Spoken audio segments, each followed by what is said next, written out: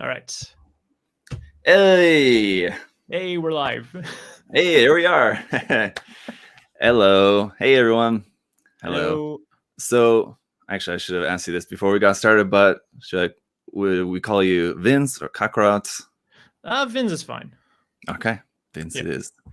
So, welcome, Vince, to the channel. Thank you. Everyone say hello. If you guys don't know who this is, let's just start off. You can do a little self-introduction. I'm sure everybody knows you already, but just in case there's anyone who doesn't. So yeah, I'm Kakarot197 on YouTube. My real name is Vincent, but a lot of people just call me Vince as well. Started off doing Gunpla reviews, but now most of my focus has shifted towards doing more lore stuff, like Gundam in general, basically. But of course, I still do Gunpla as well. Sure. I was saying on the live stream that I was doing this morning, the live build, that it's kind of a shame that we haven't had a chance to do like a proper interview or something ahead of time, because it'd be great to just do an interview talking about YouTube and Gunpla and stuff like that. So we'll have to do that at a different time later on. That would have been good to do before this. So there's a lot that we could get into talking about you and your work and Gunpla and YouTube and all that good stuff. But today we're here on a mission. I asked Vince to join me for this. It should be very fun. This is something that I wanted to do, and I didn't want to do it by myself. So I was thinking, who's someone who I know has built a lot of RGs and has a pretty well-informed opinion about kits and stuff. And I thought of you. So I was glad that you agreed to come on. And I don't know if you have any predictions so far. I have an idea of where I think we'll end up, but and everybody in the comments and on the post earlier today has already been making their predictions as well too. So there's a lot of mixed opinions. But there's a couple of names that are pretty commonly coming up. So let's get right into it. Absolutely. All right. So first thing, before we get started, I'll just kind of let you guys know kind of what we're going to be doing. We're going to be going through the matchups of these. I've just put all 35 of them. There's randomized, so I didn't choose the placements, except for the only ones that I did choose were these side, I don't know what you would call them, early seeds. Anyway, these ones off to the side and so for those, I did choose those on purpose because they're ones that are basically just recolors mostly, or very similar, the two kits. So you have the Mark IIs and the original Zaku II, and then the GPO one. The wings also maybe could have gone there as well too, but anyway. And then you've got Johnny Ridden, Zaku II over off to the side, but those are the only ones that I chose. Everything else is totally randomized. I thought it was very fitting that the RX-78 was randomized next to the Nu Gundam. I did not do that on purpose, but that's funny. So yeah, we'll make our way through these, and there's nothing going to be too scientific about it, really, guys. So don't be too serious about this. This is not that kind of video. We're obviously going to be, giving our objective opinions on them and subjective as well too. I mean, if it's a kit that we either just like or don't like, we can throw that out there as well too. So we'll be considering all of the criteria for rating these, and it's again just for fun. So any predictions? What do you think is gonna happen with some of these, Vince? I mean, I can already see a few that are going to be very obvious. They're going to be really easy to do. Sure. Yeah, a few of the matchups. Excuse me? Yeah, there's not a couple, really. I guess there's really only one that I forgot about, the Sky Grasper.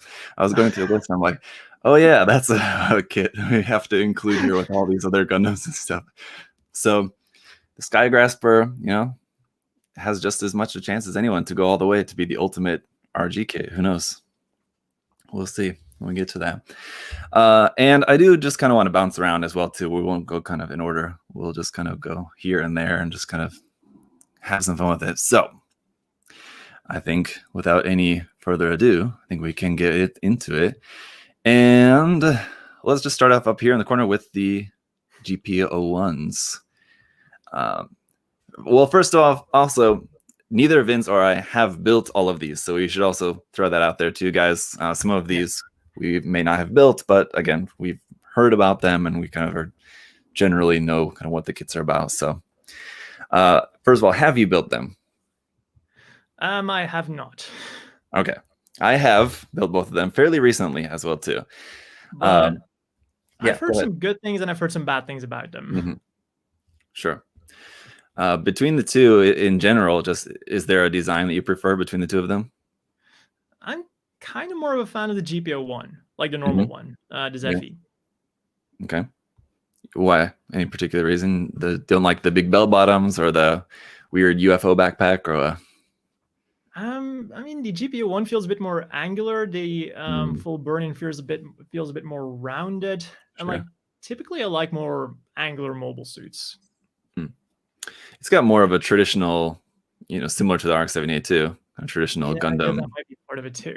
Yeah. What do I say? Silhouette. Yeah, sure.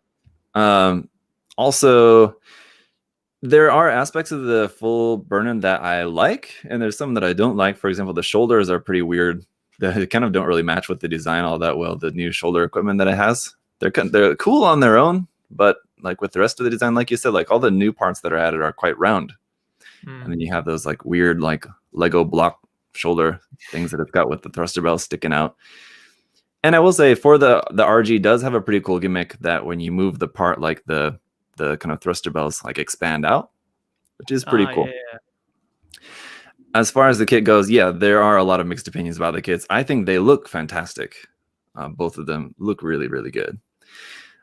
They are a little bit janky because of the transformation, but honestly, I didn't really have much of an issue. I've just heard that a lot of people have struggled with that. I personally didn't, but I think in that sense, both of the kits would suffer the same way.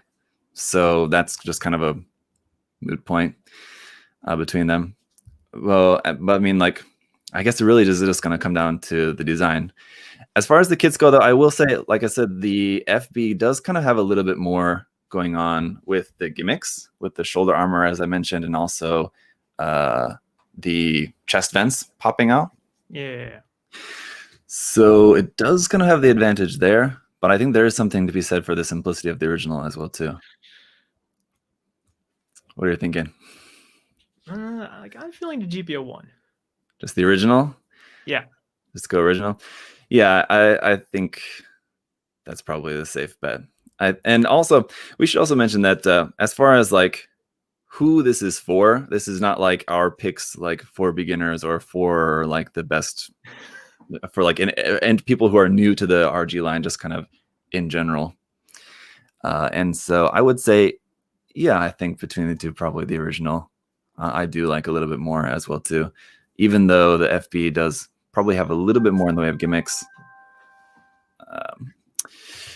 The original is just so cool. I do prefer those legs on the original. Yeah. All right. Well, then let's just lock it in. It's decided. Yes. The full burn-in is the first one out. All right. So you guys will have to forgive me as we're going through this. It's going to be kind of a little bit clunky for us to move the pieces because we're using StreamYard and there's not like a proper way to do this as like a animated image or something, I guess I should say. But there you go. That should move. There. Okay. All right. So where do you want to go next? I'll let you choose the next pair up. Maybe just go from here and do the GPO1 versus the Astray? Or wherever. You can go to the complete opposite side of the board or anything. You know what? Let's get rid of the small brackets first. Zaku II versus Char Zaku II. Okay, fair enough. Yeah. The grunt or the ace? Well, for me, there's like one big advantage that the normal Zaku II has over the Char Zaku II. And that is the addition of a trigger finger hand. Oh. Yeah, like if I'm not mistaken, the Char Zaku II only has the real grade hands. Whereas the normal Zaku II does come with a trigger finger hand.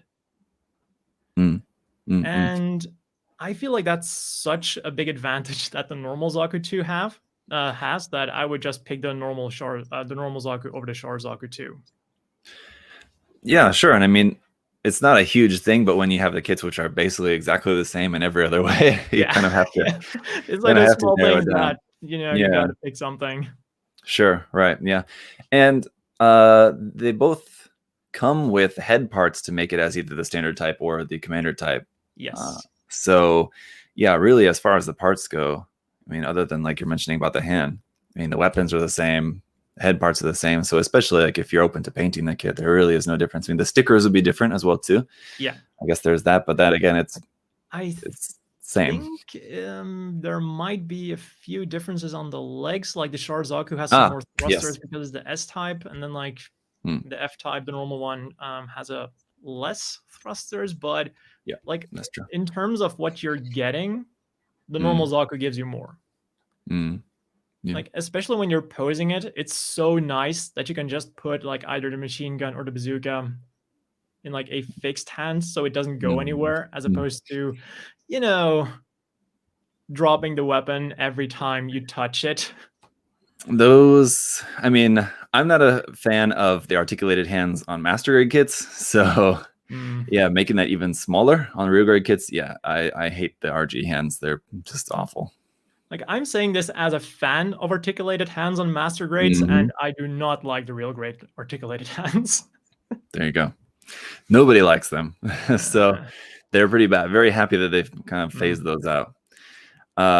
But all right. So yeah, I agree. As much as I love Char, I think the standard Zaku always is very special to me.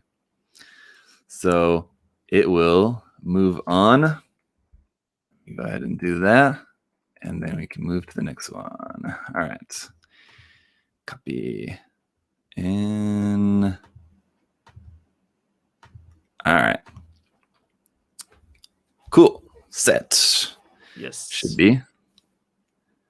Reset there. Bit of a delay. Is it? Why is it not moving? Did it move or not? Hey, hang on. Like I said, guys, you have to bear with me a little bit with the image. It'll work out eventually. I think it's just kind of taking its time for a minute. But yeah, I was telling Vince before we got started that there's like, I searched and there's like no good like online bracket system that we could use for this. And that would have been much easier because then I don't have to mess with it. But basically what I have to do is every time we make a decision to move something on the board, I have to go and change it in Photoshop and then save it as, and it'll replace the image here. That's annoying, but all right. So then we can move on to the Mark IIs then. So between the Mark IIs, I think, I mean, aside from the color and the stickers, there's no difference in the parts with these at all. The Titans one comes with extra parts to make the prototype version. So that's why, right, again, I would go 100% with the Titans one. Yep. Because what I was really surprised by when I first got them was they're the same price. The Titans one comes with extra parts, so it's...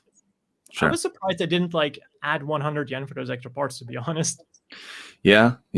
I think if it was coming out now, that could very well be the case these days. If it came out now, we would have gotten the normal Titans one, and then the prototype Titans one would have been P Bandai.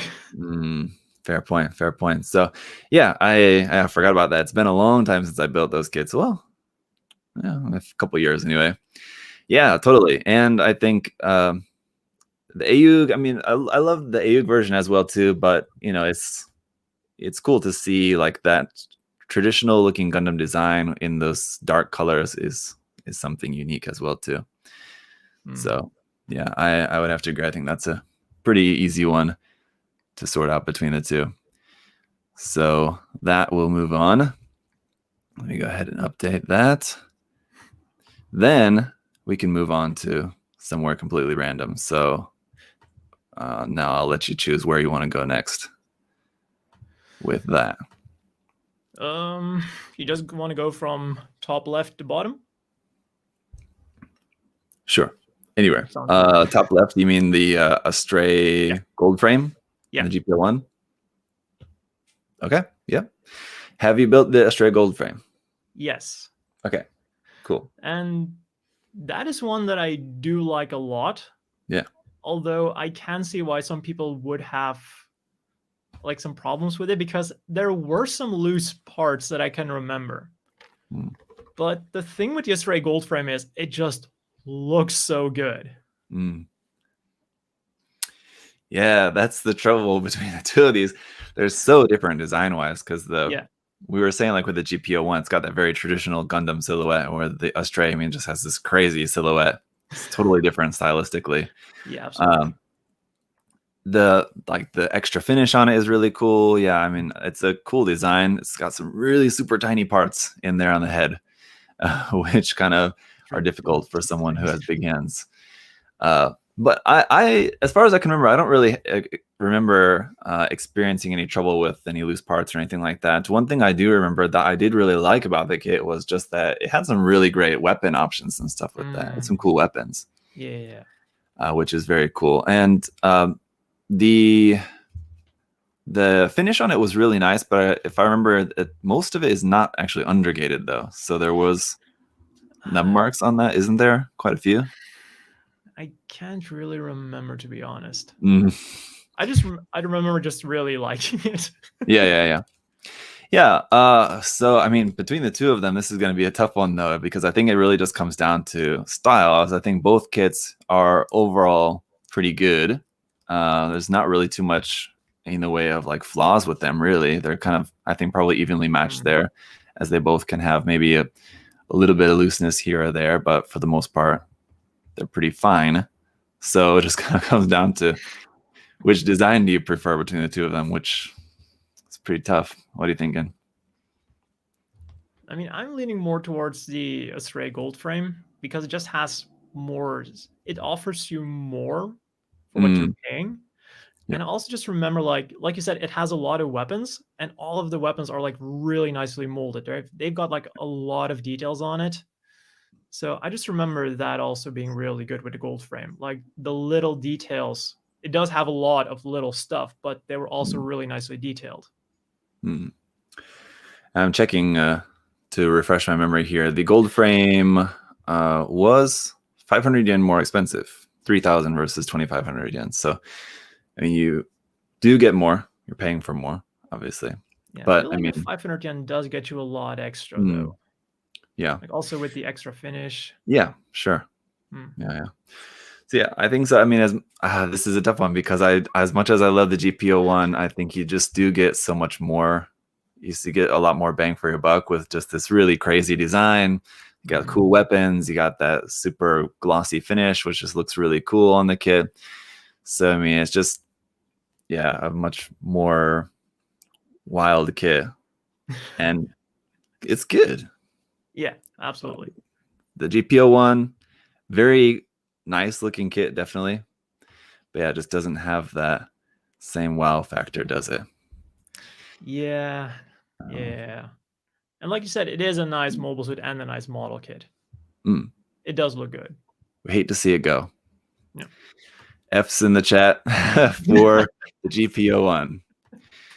All right, so both the GPs are out, and we can move on. Rather than going straight down the line, why don't we go to the opposite corner, the bottom right? Sure. And do the Crossbone versus the Build Strike. Could be tricky. Have you built either or both of them?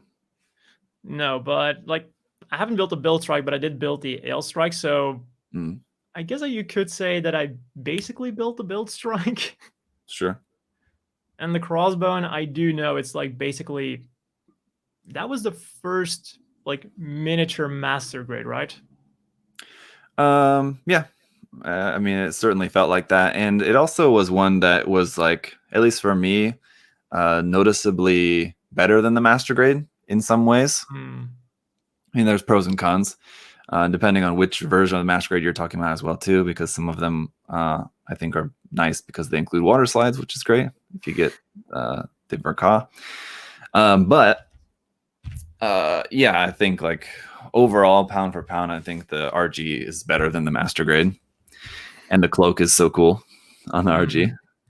The Build Strike, yeah, is mostly like similar to the strike. Yeah, but there's quite a lot new on that. I think there's not that much strike really left in it, but I mean, similar enough that if you built one, you kind of have an idea of what the other one's like.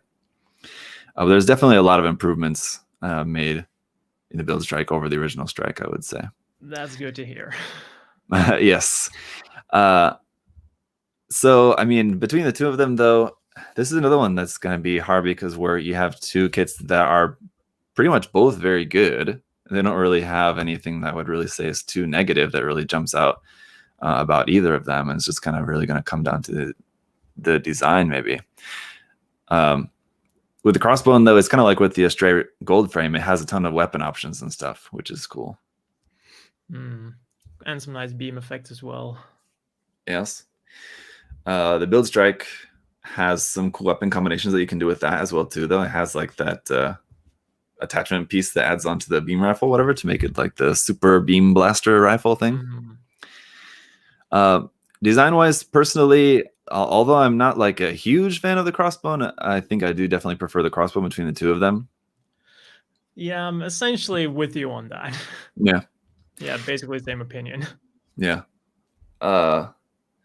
Not a big fan of like a lot of the build fighters designs, but I think the build strike was not that bad among them.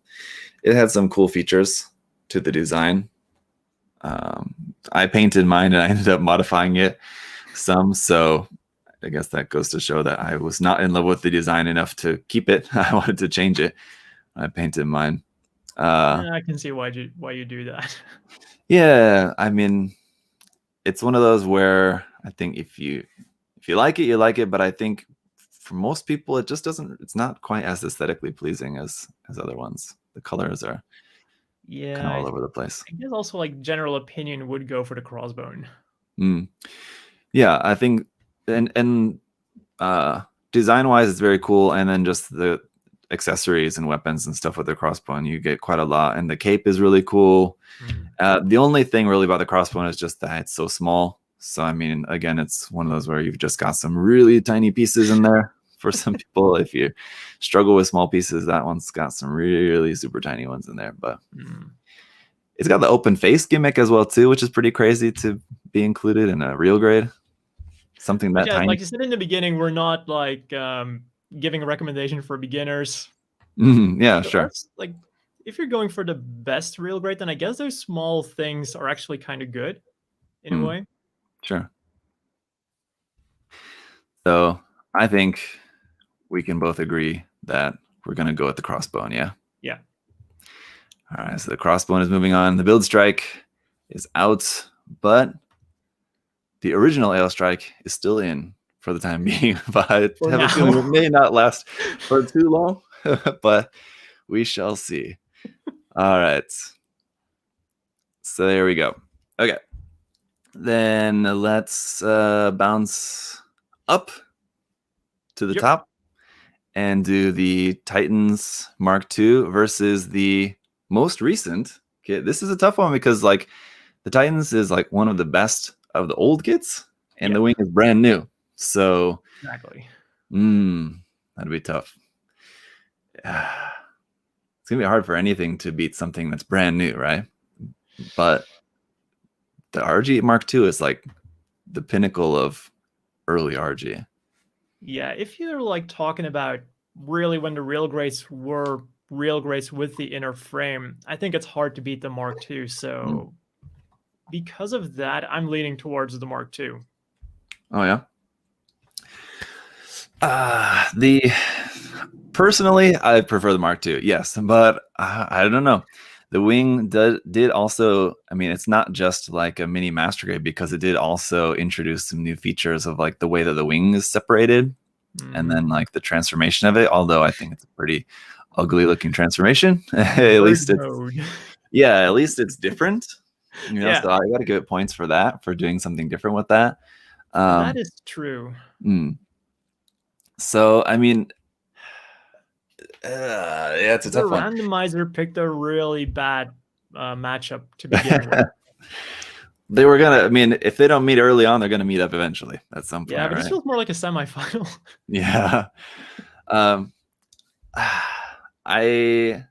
personally, I would prefer the Mark II, but I think, I mean, the wing, I think it just, for wing fans, I mean, it just kind of seems like everything you would want of just like the wing, but it also gives you like some extra new features in there as well too, to kind of like spice it up a little bit. So I think that's pretty cool. Where the Mark II is just like, it's the Mark II. It's great for what it is. It doesn't really do anything too exciting else except just be a great version of the Mark II. But honestly, kind of, I really like the Mark II Revive as well, and like between the two of them, I kind of like will them. say then in defense of the Titans one is it does give you the parts to make the prototype version, but yeah, then you have the wing with the bird mode transformation. So that's true. I'm not making it easier, am I? No, and that's fine. I mean, because the option parts are nice, but then again, it's just option parts where you have to choose one or the other. I mean, you can swap them back out. And like just the fact that it has a transformation doesn't mean that it's like automatically better. I mean, if the transformation is kind of really difficult, or I mean, as we'll see with some other entries, other transforming entries in here, I'm sure transforming is not always a good thing. Talking about, I wonder. Yes. But I mean, neither of us have built this kit yet, so it's kind of hard to say. But as far as everything that I've seen about it so far, I mean, it looks pretty solid. So I think the transformation is not a negative point of the kit, even though it looks kind of silly. It does probably look better than the original transformation, I would say. The original transformation depends on the angle. If you look at it from above, it's nice, but if you look at it from the bottom, it's like... Yeah. So I think, I think I'm gonna have to stick with the wing though. I think it's the classic wing without being too different, but it does have some nice new interesting features added as well too, I would say. Yeah, that's true. So wing, we agree. And in the heart, we have to let the Mark II go. Yeah, it's sad because, you know, people give like the early half of like the first half of the RG line, people give it a bad name. But if you've never built the RG Mark II, if you're a fan of the Mark II design in general, check it out. It's not bad at all. It's a great kit. Still holds up very well.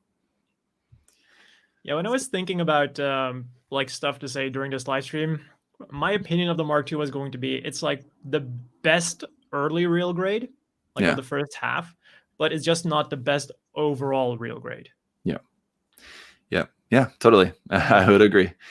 Yes. If we were doing this list 3 years ago, 3-4 years ago, the Mark II would be definitely one of the finalists, I think. It's very possible. Yeah, definitely. All right. Let's move it down here to the opposite corner then, with a pretty interesting matchup here of the Sinanju versus the 00 Riser. A one with a very bad reputation versus one that, I mean, has a pretty either good or neutral reputation. I mean, I don't really hear people talking about it all that much in general, but I like it quite a lot. Actually. Have you built either of them? The only thing I can really, like, I haven't built the 00 Riser because, well, I don't really build a lot of 00 model kits. Recently, I built a few. But what I do know is with the Sinanju, reusing like the Mark II inner frame did not end well. Yep. So just by that, I feel like the 00 Riser is going to have to win out because it's just the Sinanju one of those few real grades you can really say is bad. I think. Yeah, and it's a tough one because honestly, I think it does get more hate than it deserves. It's not that bad. If you only want to just have it posed up and just like one pose, you just want to put it in a pose and leave it there, it'll be fine. And like the couple of loose parts that it has, all it takes is like a little drop of glue and it's fine. And it's really not all that bad. And it's got that high gloss finish, which is nice. And it's got the plated gold parts, which is nice, which are separated from the black parts. So you don't have to rely on decals or like painting those parts, doing a reverse wash or something. So there are definitely a lot of great points about the Sinanju. I think it does, unfortunately, get written off a little bit too easily. But compared to the Double Riser, where you don't basically have any issues and you have tons of weapon options, it's hard to compete. I mean, I guess the thing about the real grade is, even if it's a bad real grade, they all still have plenty of good things about them.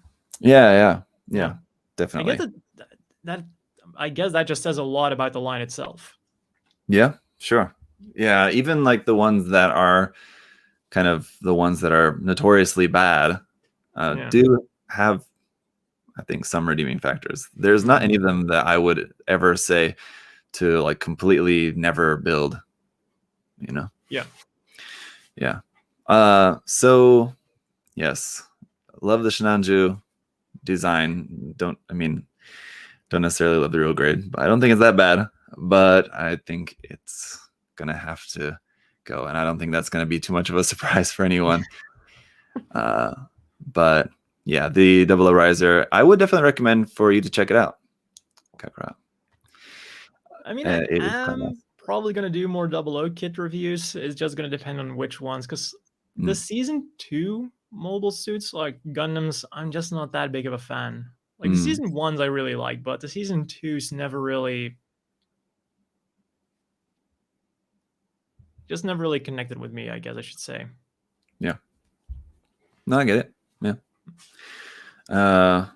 I was not that much of a fan. I don't even know how did I even get that? Some way or another, I had the Trans Am version of it. That's what I built. I've never built the regular version, just the Trans Am one. Did I buy that, or I guess I must have bought it? I don't even remember. It was a long time ago. But I for whatever reason, I built it, even though I was not that much of a fan of the 00 Gundam. But I was very impressed with it. I remember being very surprised by how much I liked that kit. It was a lot of fun, especially the Trans Am version, because it doesn't have like the clear parts aren't in like that dark clear green, but in like a really bright fluorescent clear green. And then the injected metallic red for like the Trans Am version is really nice looking on that kit. So it's a really great looking kit, just like built up just right straight onto the box without painting or anything. It looks very cool. So if you can get your hands on that particular version of the kit, that'd be what I would recommend, especially. But I think all of the RG Trans Am kits are all like it's done in the same way. So any of them would be like that. All right, so we got the corners all done. Now just anywhere in the center. I'll let you choose where you want to go next. If you want to be, logical about it, or just go to somewhere entirely random. I mean, logical is fine for me. All right. So we're going to go back up to here then. And the 00 Quanta versus the Strike Freedom. 00 kit versus another kit with gold. And in this case, I haven't built either because I'm not a big fan of either of the mobile suits. Yeah. The Strike Freedom. I know I had it, but I think if I remember correctly, I sold it before I built it. I think I had the deactive version of it and the effect parts, but I just kind of lost interest before I ever built it, and I sold them, if I remember correctly. So the 00 Quanta, though, the 00 Quanta was another one that I was pleasantly surprised when I built it. I liked it quite a bit, actually. I did also hear a lot of good things about the Quanta. Yes, I think that was another one that was really quite good. This one is going to be maybe a little bit difficult. I think, like, just proportion wise, the Strike Freedom, like the earlier seed kits, like the Destiny, the Strike Freedom, the Freedom, I don't really like the proportions of them that much in the RG line. What do you think? For me, it's kind of weird because I do like most of the other Gundam Seed designs, but the Strike Freedom, for some reason, I never really liked it a lot. Mm. And then It's a there's little also bit just a few extra. like weird design elements going on with the Strike Freedom as a mobile suit that are like that just don't make sense as a mobile suit. It's trying very hard. Yes, it's got a lot going on.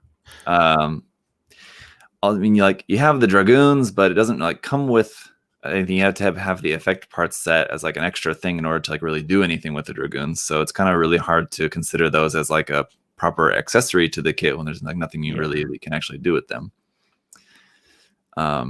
Whereas the Quanta does have some really cool weapon combinations with that you can do just without anything extra, just with what it comes with. It also has some really nice beam effect parts, right? Just like all the blade effect parts, and I think if I remember correctly, it did also come with the large beam effect part that goes like over the big sword as well too. Yes, I believe so. Yeah, so for me, I think it's the Strike Freedom, not bad of a kit, but I think I'm definitely gonna have to go for the Double Quanta on this one. Yeah.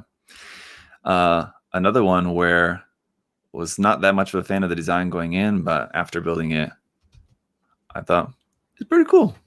I like it. Yeah, that's always a nice thing when you're building a model kit. You're not expecting a lot, and then you're like, oh, I should have built this way earlier. Yeah, or just like, and there's not always like good versions of the design. Like if there was an HG and a Master Grade already out yet, and then the RG comes out, just for example, the RG might end up being like the best one. So maybe you just weren't that interested in the previous kits, and then you just build whatever newest version comes out, and just kind of makes you like the design a lot more than the previous ones would have. Yeah, sort of thing, if that makes sense.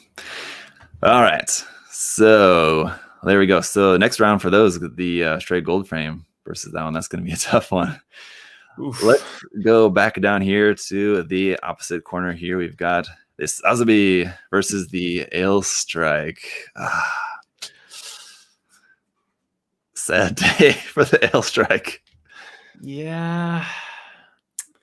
Have you built the Sazabi? Not yet. Like, I know it's a really good one. Like, it's supposed to be one of the best ones that I've heard. And man, the Ale Strike, I remember when I got it, I did really, and I liked it a lot. Like, I really liked the thing. But then as time went on and I looked at it a bit more objectively and newer real grades came out, I was like, every time I looked at it, it just got worse. No, I exactly the same opinion as you. Yeah. And now I'm like, whenever I look at it, I'm like, this sucks. Yeah. I'm exactly the same. I liked it at the time, but I wouldn't want to build it again. Yeah. Absolutely not. Like, it also doesn't come with a trigger finger hand. That's another thing that I mean, like a fixed hand. It's just like, I feel so bad about disliking it, but no, and I think like the Master Grade RM is so good in comparison. Obviously, it's larger and more expensive and whatever. It's kind of not necessarily fair to compare them, but like even the high grade I feel is better. I mean, the high grade revive version or like high grade cosmic era, whatever it was called. Yeah. Even that one, I feel like I would recommend over getting the real grade. Yeah. Yeah. Pretty easy one, I would say, for that one. Yeah, the Ale Strike it's not bad, but it hasn't aged well. Yeah. In the grand scope of real grades, it's definitely near the bottom. Sure. Yeah. Where, like we said, where in general, most of the line is, fairly fine, really good. So being near the bottom doesn't necessarily make it a bad kit, right? Yeah, it's like the worst of the good. All right. Let me get that updated for us. Let's move back up to the top corner here. And we've got two pink boys facing off against each other here. This is another interesting matchup. I thought these were a coincidence that two kits that are like essentially the same color matched up against each other. Char and the Justice. What do you think? Very different kits.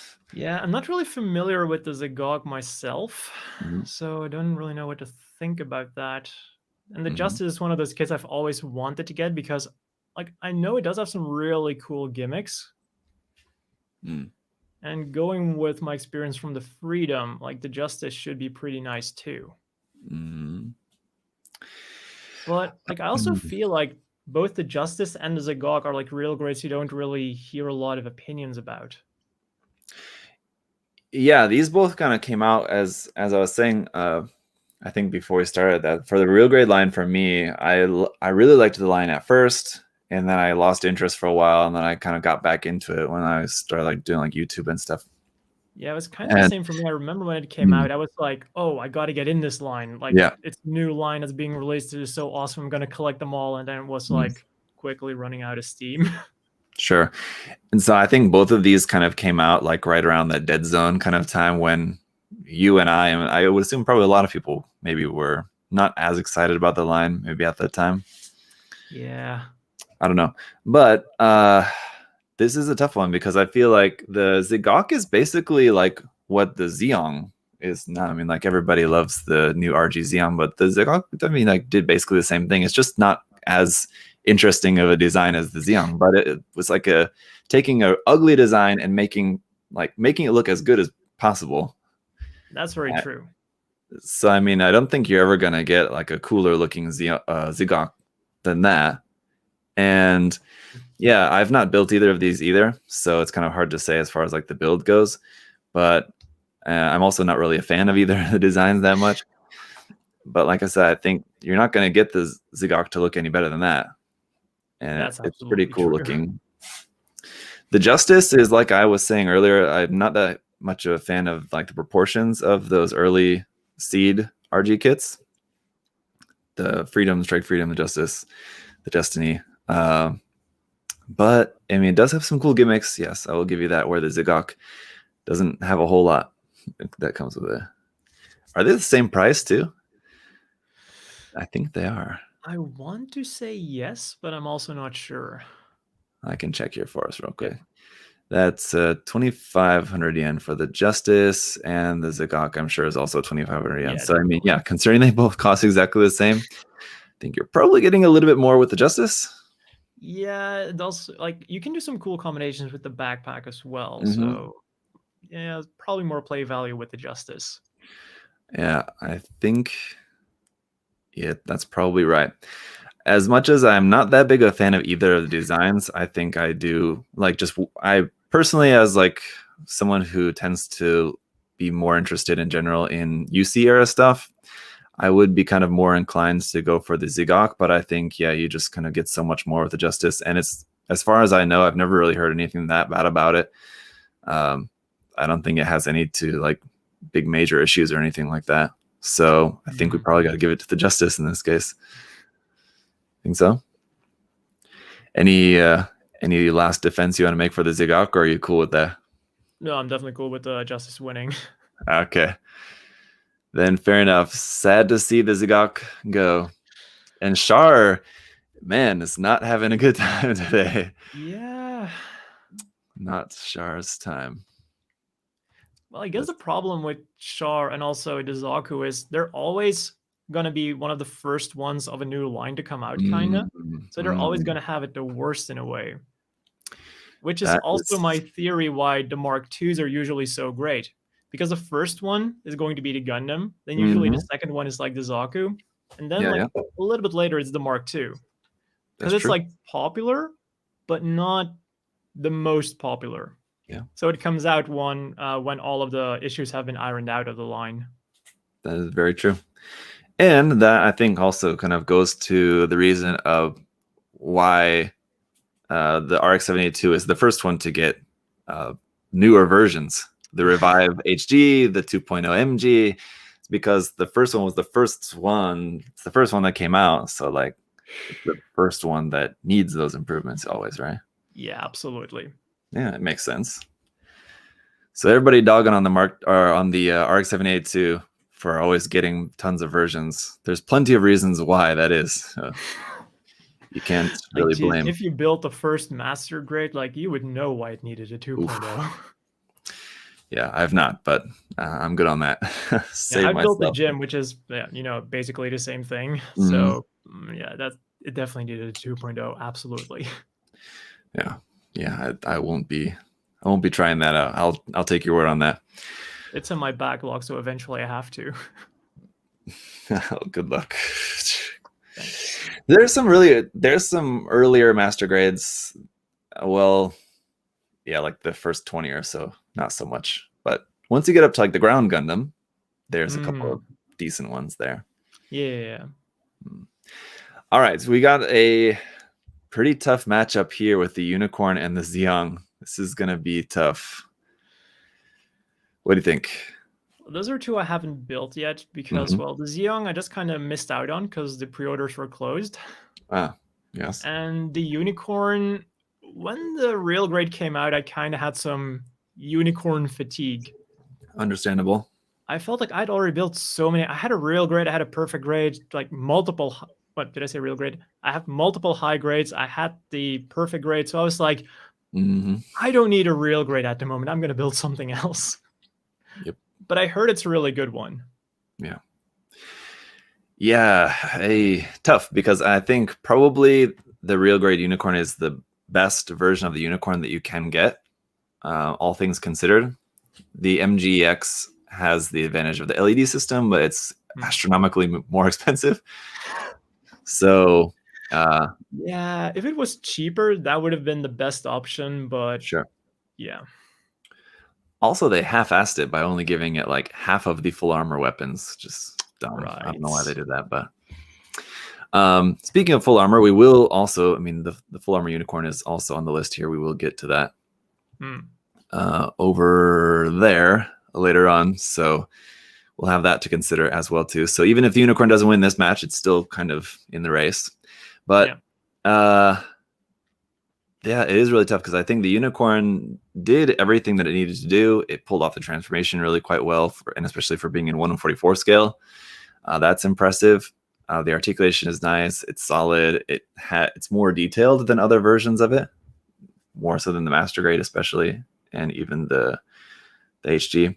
I will say I definitely, it's my least favorite in terms of proportions, I think, because it's a little bit chunkier. Yeah, right. Now that you mention it, I remember the shoulders looking really bulky, like really big compared to other versions of the Unicorn.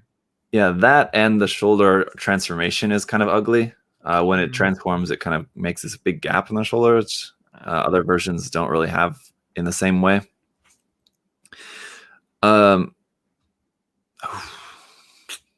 the Zeong, man, it's taking such a goofy ass design and making a really, really badass kit out of it. So, man, it's hard to say anything bad about the Zeong. It also comes with a base, as it would, of course, it kind of has to, but it comes with the base, which is nice. And it's just so cool. So much detail in that. And for something that doesn't have legs, you wouldn't think it's all like that posable when you got like the wires for the arms and everything. So this is a very tough one. And yeah, I definitely did check out some reviews like to see what I missed out on, and I was like, man, I definitely got to get that at some point. Whereas with the Unicorn, I feel more like meh about it, so that's why I would lean more towards the Zeong. It's also like you said with the Zagog. When you look at where they came from and what they made, it's just like they did an amazing job redesigning the Zeong into what it is now. Yeah, no doubt. And like you said, there's so many other versions of the Unicorn. Well, I think this is the best one. I mean, there's a lot of Unicorns out there. So I don't know, just because the best, I mean, there's other versions of the Zeong, but neither of them look near as good. Yeah. I mean, it's night and day between how even the Master Grade looks and performs against the Real Grade. So, man, tough one. But like I'm leaning towards the Zeong, man. I hate to see the Unicorn go, but we still got the full armor Unicorn to consider, which I think does have some added kind of pros and cons to it as well too. So you also agree the unicorn will stay put for now and the Zeong will move on? Yes, absolutely. All right. Yeah, that's a tough one. And unicorn fans may be disappointed. I mean, trust me, just like as far as the designs go, it's easily the unicorn. I find the Zeong so goofy looking, but as kits go, man, that is a good kit. It's just better, I think. A lot to love with the unicorn, though. That's a really tough one. Both of them, I think, are two of the best real grades, definitely. They're both in like the top 5 out of all of these. So that's a tough early match. All right. It is really impressive if they could do like the unicorn transformation in a 144th scale. Yeah. And also made it solid. Yes, exactly. Which in this next matchup, we'll see something that didn't quite work out the same way with the infamous Real Grade Zeta versus the Tallgeese. Another, I think, probably easy matchup here. But what do you think? I mean, I will somewhat defend the Zeta Gundam because when I started building it, like I recently built and reviewed it. Yeah. So I heard for years that it was like the worst thing ever, not just worst real grade, worst model kit ever. So when I went in with the mindset of this thing is going to be absolutely horrible, I was actually quite pleasantly surprised because I felt like when I was building it, I could feel that they were really trying to make a good thing. It ended up not super, but it also wasn't nearly as bad as a lot of people made it out to be. Sure. Like there were a lot of parts where it felt like really fragile, but like if you were careful enough, it was still fine. Yes, I totally get what you mean, and I totally get the expectation versus reality thing where you hear it hyped up so much as being so bad. And I've never built it, and I will have to one of these days. This is another one that I did have at one point, and I sold it before I built it. I had the Zeta 3, the pink and white one. That's a Zeta 3, right?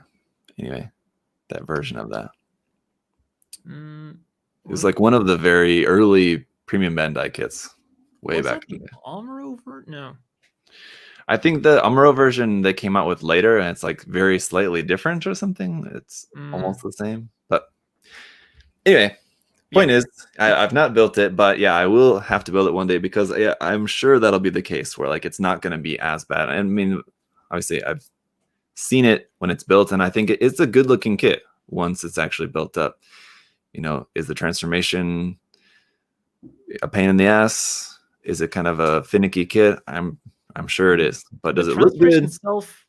The transformation itself, I was also way more worried about it. It was easier to do than I was expecting. Yeah. It's just you have to be careful throughout the whole thing. That's just the main thing. You got to be careful. A lot of what a lot of people also say is on the legs, you have C-shaped parts. Those you do have to be careful about. Like if you just push them in, they get stress marks. So like I will defend the Zeta Gundam to a certain extent, but the fact like if you just push in a part and it gets a stress mark, no matter how careful you are, that's going to get a stress mark. Yeah. So that is definitely true. And then now the problem I have with the matchup against the Tallgeese is that the Tallgeese I really like as a model kit, but in a way it's the polar opposite of the Zeta Gundam. The Zeta Gundam is an over-engineered mess, whereas the Tallgeese is a very simple real grade. There's not a lot of, it's got the cool thrusters on the back, but other than that, it doesn't have a lot of stuff going on with it. Like there's not a lot of inner frame, like not a lot of detail, I mean, on the inner frame. And then like it does look really good. Oh yeah, there's things that I like and dislike about the Tallgeese too. Yeah, it's definitely one of the more simple real grades, that's for sure. Also, I really don't like the proportions of the legs. It's got some pretty fat kinkles, very ugly compared to the master grade. But yeah, the backpack is super cool, and the fact that it can actually use the Dober gun, which the AMG struggles with, and you can actually use it easier than with the Master Grade. I thought that was definitely an improvement. So it's definitely an improvement over the Master Grade, just in terms of like the kit itself. I think the Master Grade looks better, but the Real Grade kind of works better. But yeah, I think both of these kits look good. But I mean, obviously, I think the Zeta, I mean, we can defend it, like you say, you can defend it to a degree, but I mean, it's probably got to be the worst RG kit, right? Yeah, like there's not really. I mean, maybe against the Sazabi, but Sazabi, Sinanju. I mean, sorry. But yeah, we're gonna have to give this one to the Tallgeese. Sure. Although my closing statement will be that I do feel that the Zeta Gundam's proportions, I do like them more than the Tallgeese, because, like you said, those very thick legs aren't really Tallgeese-ish. Yeah, totally. Yeah, I agree. I think the Zeta built up looks nice, but yeah, I mean, it is a pain in the ass as far as everyone says. So yeah, definitely. That's got to count for something. I mean, I think that is probably exaggerated in a lot of cases, but it does count for something. Whereas the Tallgeese, I mean, you never hear anyone complaining anything about the Tallgeese. So there you go. But we don't care what other people think. This is our list anyway, so whatever. We're going to go down here, and we've got another unicorn variant. Actually, I forgot that we have the Banshee Norn on here as well, too. So the Banshee Norn versus the Wing EW.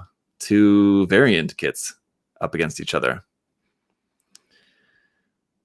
And I think this one also going to be kind of tough. What do you think? Yeah. This is another one where there's not anything bad really about either one. They're both very good. And it's again like 2 kits you just don't really hear a lot about. Sure. Damn. With the Wing, you have 2 other different versions of that out now, where I guess you obviously have different versions of the Banshee out as well, too. So never mind about that point.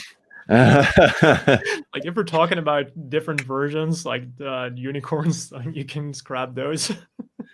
Yeah. Dang. Well, that's a pretty tough one, I gotta say. Because both of them also have the advantage of being improvements over the Master Grade versions of them. The Master Grade Banshee Norn has issues. It's also P Bandai. And the Wing EW, or like the original Wing Verka Master Grade kit, it like can't hold its rifle at all.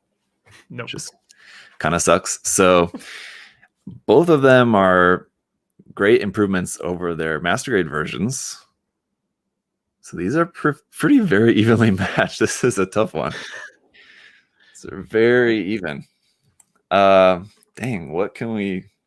Are there any advantages we can give to either of these kits? Like, the Banshee has a nice transformation. That's true. You got the transformation. And I do love the DE shield. It is super cool. And I do like the revolving launcher added onto the beam rifle as well, too. But I like the shield and the beam rifle of the Wing EW as well, too. So at least for me, like subjectively, for the weapons, they're also kind of evenly matched, because I really like the weapon options for both of these as well, too. What do you think? Dang. I feel like maybe we should just give it to the Banshee, because his brother over here, the unicorn, got bumped. So we'll give him a break. Say, like, the only thing I can still say is that the Banshee has a cooler color scheme. Yeah. I mean, like, as far as the Wing, the 3 different versions of the Wing on here, this is my favorite of the 3 for the Wing color schemes. So I really like the color scheme on both of them as well, too. But you prefer the Banshee color scheme? Yeah. And I want to give him a chance, because the unicorn got knocked out. So I do like the Wing EW, and it's definitely a big improvement over the Master Grade. But I mean, this is basically just like we got to give it up to a coin toss here, essentially, because it could go either way. And Yeah. I think let's just let the Banshee move on. Yeah. And then later, if it keeps moving on, it'll end up against another Wing Gundam. And then we'll see how it does at that point. But for now, let's lock that in. Yeah. All right. That's going to be a much more difficult battle, I think. Yeah. Yes. The next one? Mm. Oops. Hang on. Sorry. Try that again. Here. And save. Okay.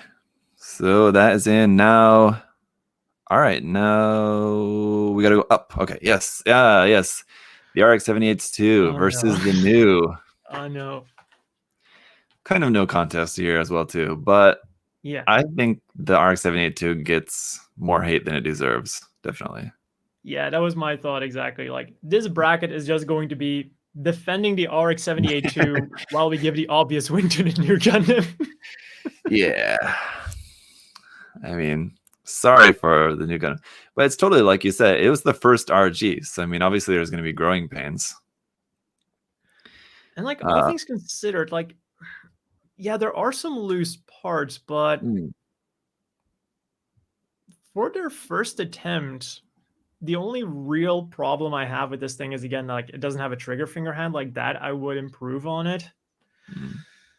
But, and like during one of the previous entries, you also said like loose parts can be glued on. So sure, it's not as bad as people say that it is if you put in like that extra effort. Yeah.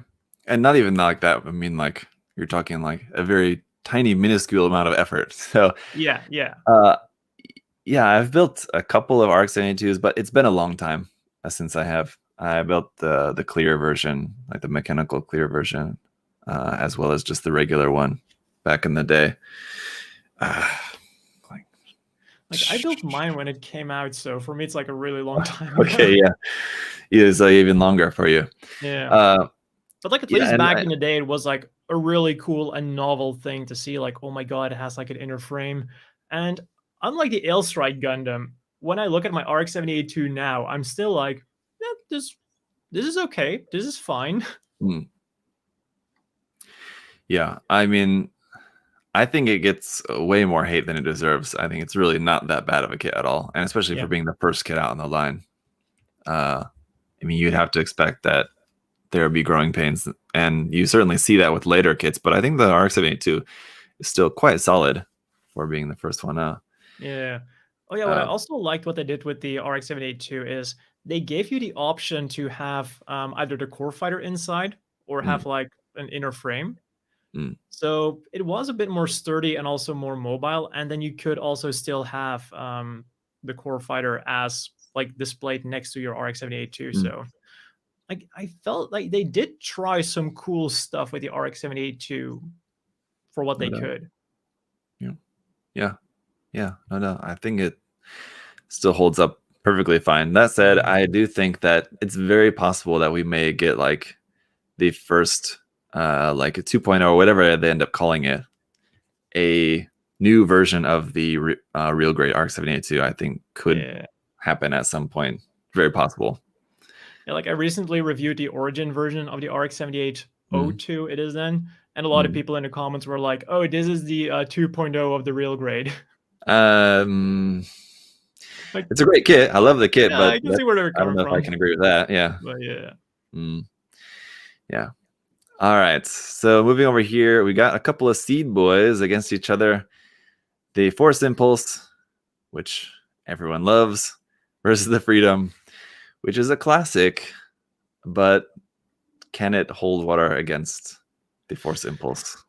In terms of gimmicks, I feel like the Freedom can be more impressive because the wings open up like really a lot. Like if I remember correctly, like you have the black and the blue on the wings as like one piece on the master grade, but on the real grade they could also open up. So like when you have those wings completely spread out, they do look really awesome. Yeah. But at the same time, the Force Impulse is just so good as a model kit. Yeah. It's one of those miniature master grades. It feels really solid. It looks great. And it's also by far the best version of the Impulse, in my opinion. Yeah. Yeah. Yeah. I skipped the Impulse just because I felt like I was telling you this earlier. I just felt like I didn't need to build it. I knew it was going to be good. So there was not really any point for me as not being that huge of a fan of the Force Impulse design. But yeah, I mean, based on everything I've seen and heard about it, it's just too good to be better, or for the Freedom to be better. Unfortunately, I think the Freedom as a real great kit is fine. But yeah, when you have fine up against very good, it's just kind of no contest really, I guess, at that point. So that's, I think, probably another pretty easy one for now. So then we can move back down to the opposite side. Let me just get that updated for us. All right. And now we're back. Where would we go over here? The Astray red frame versus the full armor unicorn, right? Or do we go down here? I'm lost. I think we need to do this one down here first. Let's go down here first. Johnny Ridden's high mobility type, Zaku II. So Zaku II's there's two of them still in the running here. This is Johnny Ridden's version versus the Wing Zero EW. Like, I haven't built them yet, but I feel like Johnny Ridden's Zaku II is just like, from what I've seen, it just feels like a somewhat downgraded version of the normal Zaku II. Yeah. Because like the feet seem to be less mobile. Like the Zaku II's, the normal Zaku II's feet do still have a toe joint, but it looked like the high mobility type's feet were just solid. Like one piece, or am I mistaken? I didn't build it. I can check though real quick here for us just to be sure, but I would assume that the feet would be exactly the same. But let me the feet were check. Definitely different. Yeah, you're right. Yeah, they're different. Okay. And then you just have the unfortunate thing with the legs where you can't do anything about that. Like the articulation on that is going to be less. The thing is, I feel like, well, I'm comparing the Zaku, Johnny Ridden's Zaku II to the normal Zaku II now. Well, I should be comparing it to the Wing Zero. That's okay. Yeah. I'm thinking ahead. Yeah. But yeah, it just feels like a little bit of a downgrade compared to the normal Zaku II in a way. And I'm checking the runners. The bazooka runner is just from the high grade, isn't it? I want to say, or no, it says real grade. I'm just checking the runners. It says real grade, so maybe not. Yeah, it is different. Okay, well, never mind. But yeah, I think probably the Wing Zero, because again, this one is the same thing. Now that we have the Verka, maybe it's a different story, but at least at the time, it was so much better than the original Master Grade kit, definitely. So I mean, if you ever wanted like a really nice model kit of the Wing Zero custom, then this was definitely like really exciting for you, because the original Master Grade, I think is not that bad. It's okay, but this was so much nicer. You could actually hold weapons. I never built this one or the Master Grade version, but I did build the like normal Wing Gundam Endless Waltz version, like version K, I mean, back then. And yeah, if that thing couldn't hold its beam rifle, the Buster rifle, I can imagine. Yeah, same story. Master Grade did with that. Yeah, same thing. It can't. And yeah, the Johnny Ridden's Zaku II, I don't even know why that came out as a standard release kit. Honestly, when that was announced, I thought, how is that not a P Bandai kit? That is the sad state of affairs. Like, yeah, it's like, why isn't that a P Bandai? Right? We've gotten so used to it. It's like, yeah. So I don't know. I don't know. I like the Zaku II, but I feel like this was just seemed a little bit like a cash grab on Bandai's part. Is kind of what it seemed like, kind of a little bit of a half-ass release where they made some new parts. It looked pretty cool. But I mean, unless you're like a huge fan of the high mobility type Zaku, in which case you have the Master Grade 2.0, which would just be so much better of an option. Yeah. Whereas with the Wing Gundam, this is by far the better option, at least until now the Burkhawk came out. But anyway, yeah, I think the Wing can move on. Yeah, definitely. All right. So both of our red Zakus are out. Well, red or salmon. All right. Then, okay. All right. Then we go over here. I guess to the other side, we can go back to another unicorn kit here with the full armor unicorn versus the Astray red frame. This is maybe going to be kind of tough. What do you think? Have you built the Astray red frame anyway? I have the Astray red frame. I got it a long time ago. Like I started building it, but I didn't finish it. Like I got another kit that I started building instead. Well, that says something.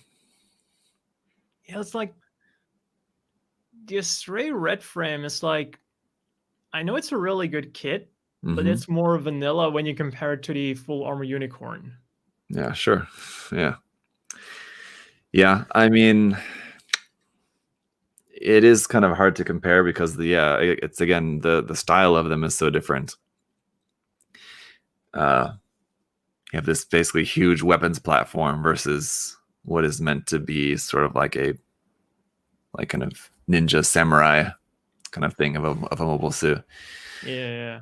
Which you do still have the beam rifle in there as well too, and the shield. I think people just kind of most people would like the design for the katana, but honestly, I much prefer the just shield and beam rifle, to be honest, for my personal taste. Yeah, me too.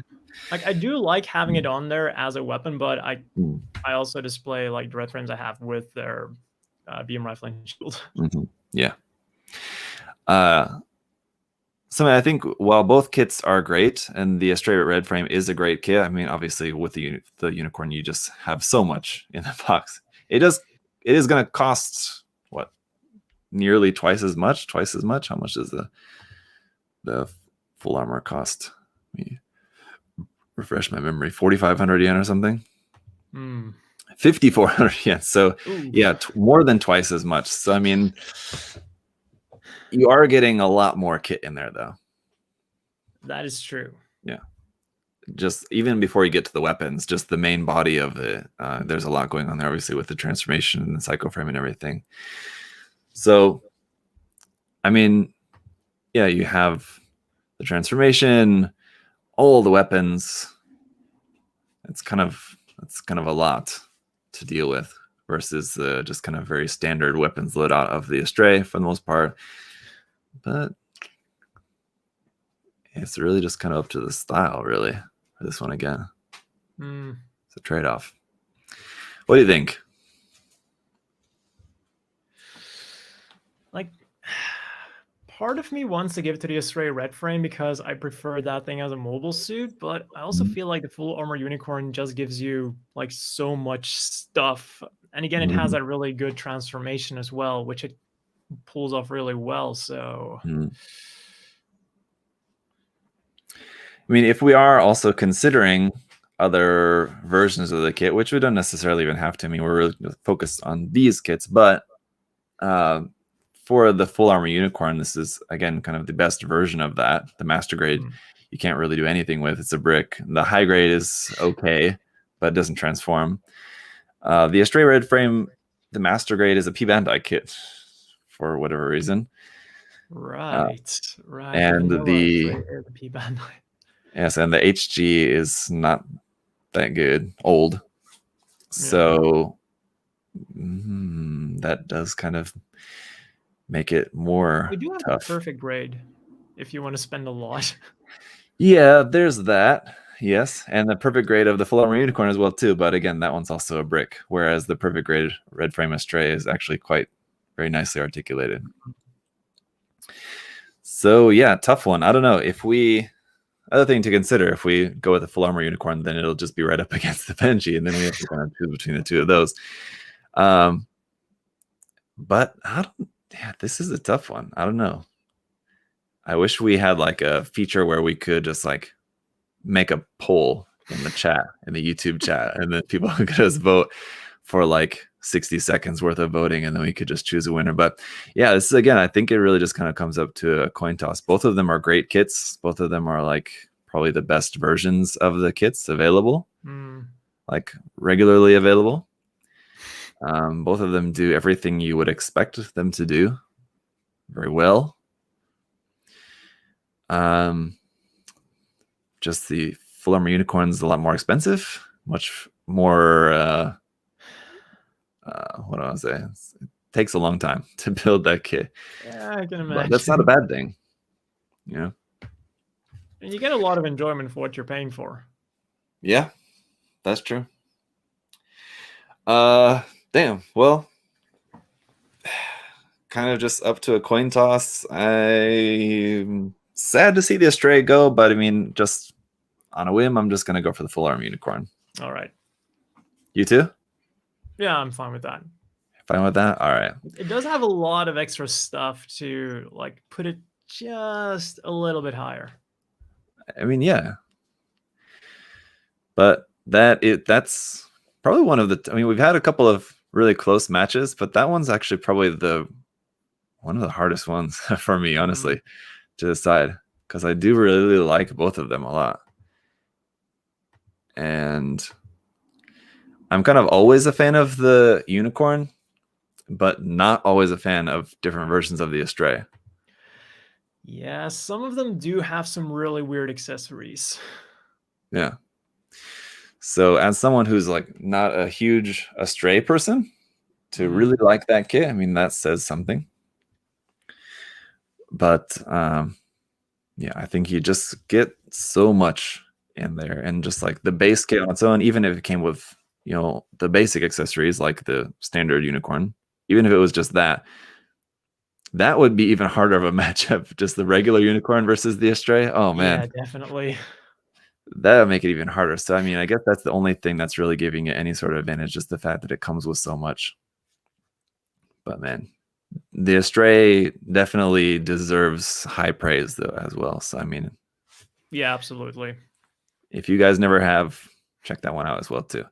We just did a Zaku, so before we go back to another Zaku matchup, let's just go right up here to the Sky Grasper versus the Destiny. I mean,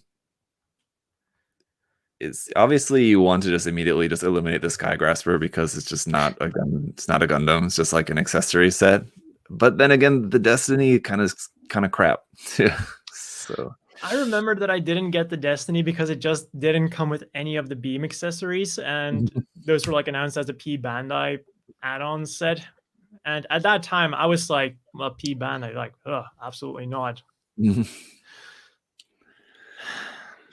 So yeah, like the real grade Destiny is kind of in a way like the worst value to get if you're only getting the normal Destiny, because it doesn't come with any of the beam effect parts, whereas every other Destiny kit comes with like some of the like iconic beam effect parts. That's just the thing that really annoyed me about the real grade Destiny. Yeah, the fact that it should have come with stuff and they like artificially removed it.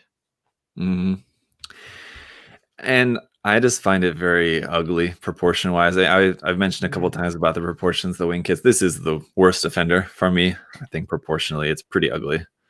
But also just like the real grade itself is like weirdly proportioned when you compare it to the normal mobile suit. Like I remember seeing some pictures where the feet looked really big and like the legs looked quite thin.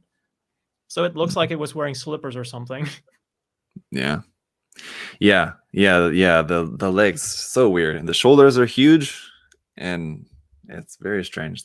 The backpack is for like as good as the all like kind of even the early real grades didn't really have this, but for whatever reason the backpack had a huge seam line right in the middle of, not like on the wings, but like the main backpack part, like right behind the head. Yeah. Huge seam line right there. I don't know how they didn't design that in a different way for a line where like in general, like if you think back, like all the real grade kits, seam lines are pretty few and far between on them. Yeah, definitely.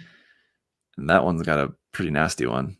It's a small thing, but it seems like it would be easy, but it's not as easy. I was gonna as say, like, are we going to give think. this are we going to give this bracket to the Sky Grasper? Are we really doing this? I mean, either way, whichever one is up against the Nu Gundam after this, so it kind of doesn't really matter. You can do that in one go, just like move the Sky Grasper and also move the Nu Gundam. Yeah, I mean, I think that, man, I would have a hard time getting excited about either building the Sky Grasper or the Destiny. Definitely. So, I mean, but then again, I would also say, like, about the Sky Grasper, it without a Gundam, it just kind of seems like it's just an accessory set, but it's not. It is its own thing. Yeah, like on the one hand, it is unique in that sense. Yeah. So it is something different. It's the only non-mobile suit on the board. So there we go. I'm gonna follow your advice, and we're just gonna go ahead and wipe that out all in one go. The Sky Grasper advances, but is then just immediately eliminated by the Nu Gundam. So we'll just go ahead and swipe that branch off the face of the map there. All right, easy enough. And then we'll go over here. The last of our what would this be? Semifinals? What was it? First round semifinals? Anyway, the Exia versus the Zaku II.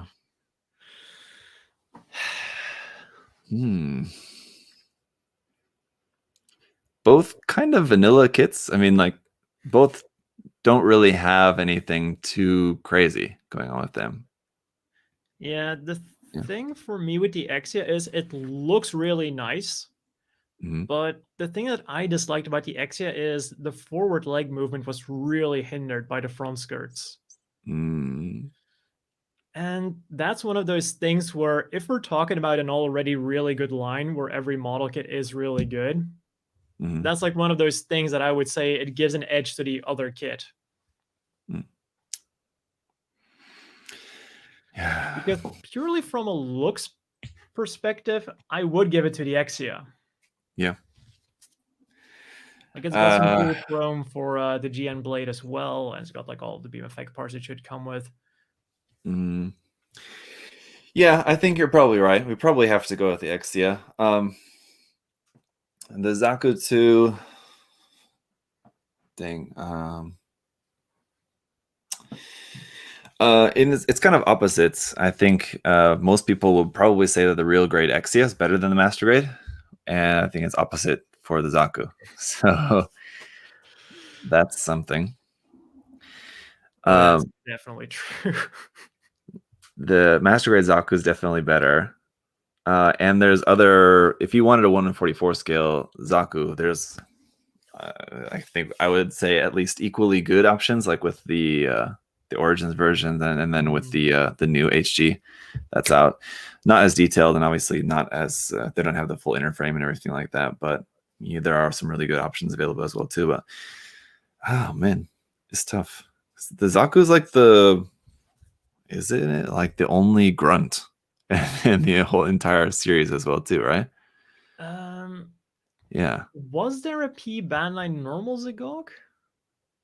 There was, yeah, and it's actually being reissued, and I pre-ordered that, so I'll be getting that later because I've never built the Zigok, and like I was saying earlier, I think it's like the best looking version of the Zigok. So I figure I've always kind of wanted to build it, and I saw it came up for a P Bandai reissue, so I pre-ordered that. Yeah, the blue version. I think there's also a unicorn version as well too, the green one. Oh, really? I believe so. That also came out as a P Bandai kit. There's a blue one and a green one, I think. Either that, or I've seen a painted one, and I'm And just thinking that it pretty came out. sure there's a high grade, like unicorn version. But yeah. But as being one of, the only grunt that we have on here, man, I feel like he deserves a chance. Yeah, But I mean, yeah, I also feel like the Zaku II gets a bad reputation. That's not really deserved. Yeah. Like, someone said in the chat, if I choose the Exia, I have to change my name to Exia Aurelius. Fair now enough. it's your reputation on the line. Fair enough. Yeah, I mean, I agree. I think the Zaku II does get a bad reputation. It's undeserved. It's not that bad, but I think probably the Exia is better. I think there's some small pros and cons you can nitpick about both of them, and I think neither of them are really neither of them are near the top of the best of the RGs. They're both just kind of mid-range. They're not bad. They're not great. They're just kind of fine. Yeah. So I guess you'll just have to call me Exia Aurelius from now on. So we're gonna move on with that, but Change your whole brand. Yeah, no more. That said, both the Zaku II and the RX-782, while being very early kits in the line, both of them I think still hold up perfectly fine. Yeah, definitely. For what they are. So what's going on with that? Hang on. Update that image. So that means I think that's the last of those. Hang on. Yeah, looks that like it. Side bracket, right? Yeah. There we go. Which means we can go back up to the top corner here where we've got the gold frame versus the Quanta. Oof, that's going to be tough. What do you think?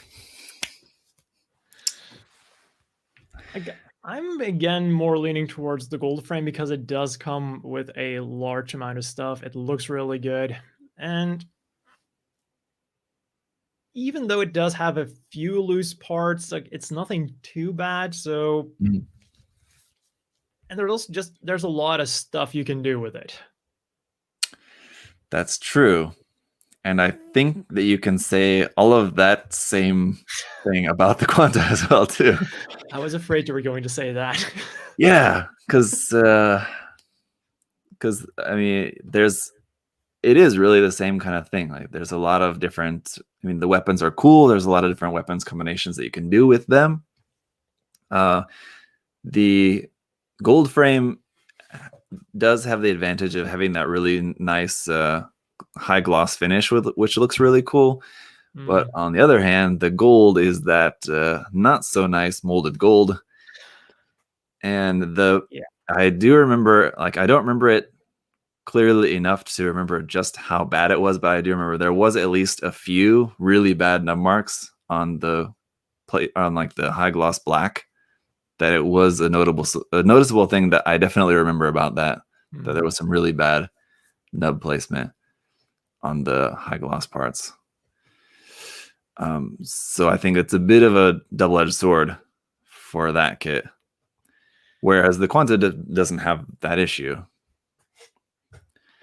So I'm leaning more towards the Quanta. You're leaning more towards the black. I keep wanting to say black frame, gold frame. Why don't they just call it a black frame? At this point, it is more black than it is gold. Right? It's black. So it's weird to call it the gold frame. Whereas like the red frame obviously is red because everything else is just white. You wouldn't call it the white frame.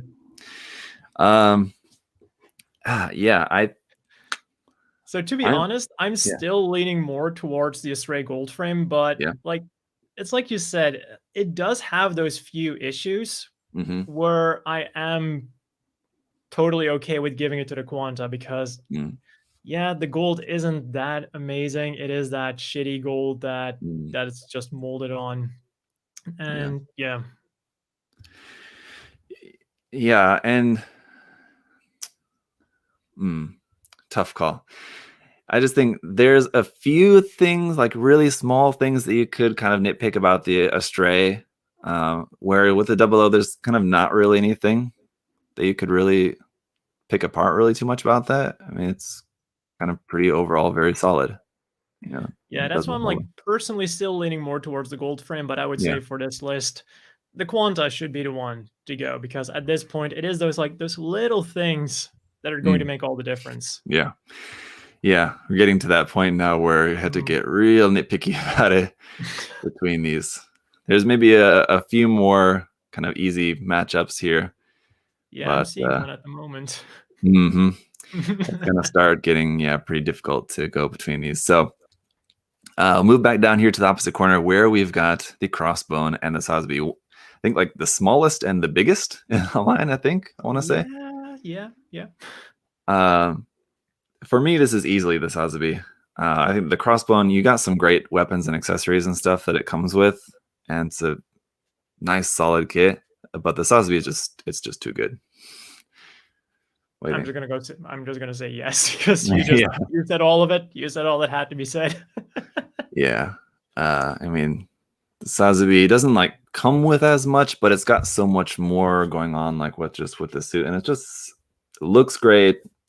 It's got some really cool like armor panels opening and stuff. Yeah.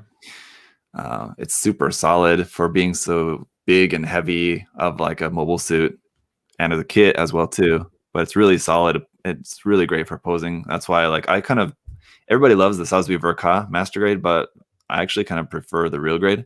Mm. Just because like for doing really cool action poses and stuff, you can just do that so much easier with the RG. Yeah, I think this is definitely going to be the Sazabi. Like I Mm. remember being worried about it because of how bad the Sinanju was. Mm-hmm. Yep. Sure.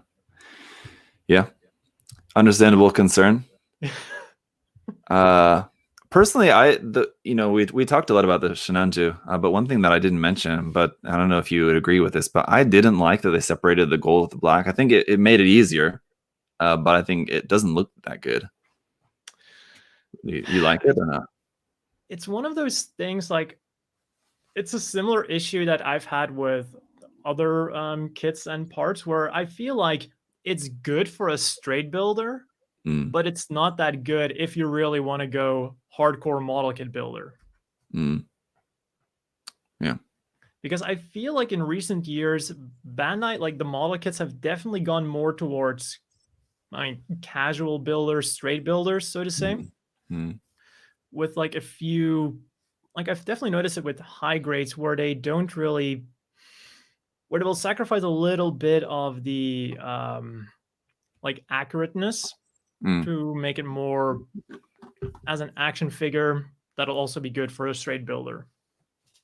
Yeah, I get what you mean. Like where in order to make it molded a certain way, it could damage like it could weaken like the integrity of the kit overall.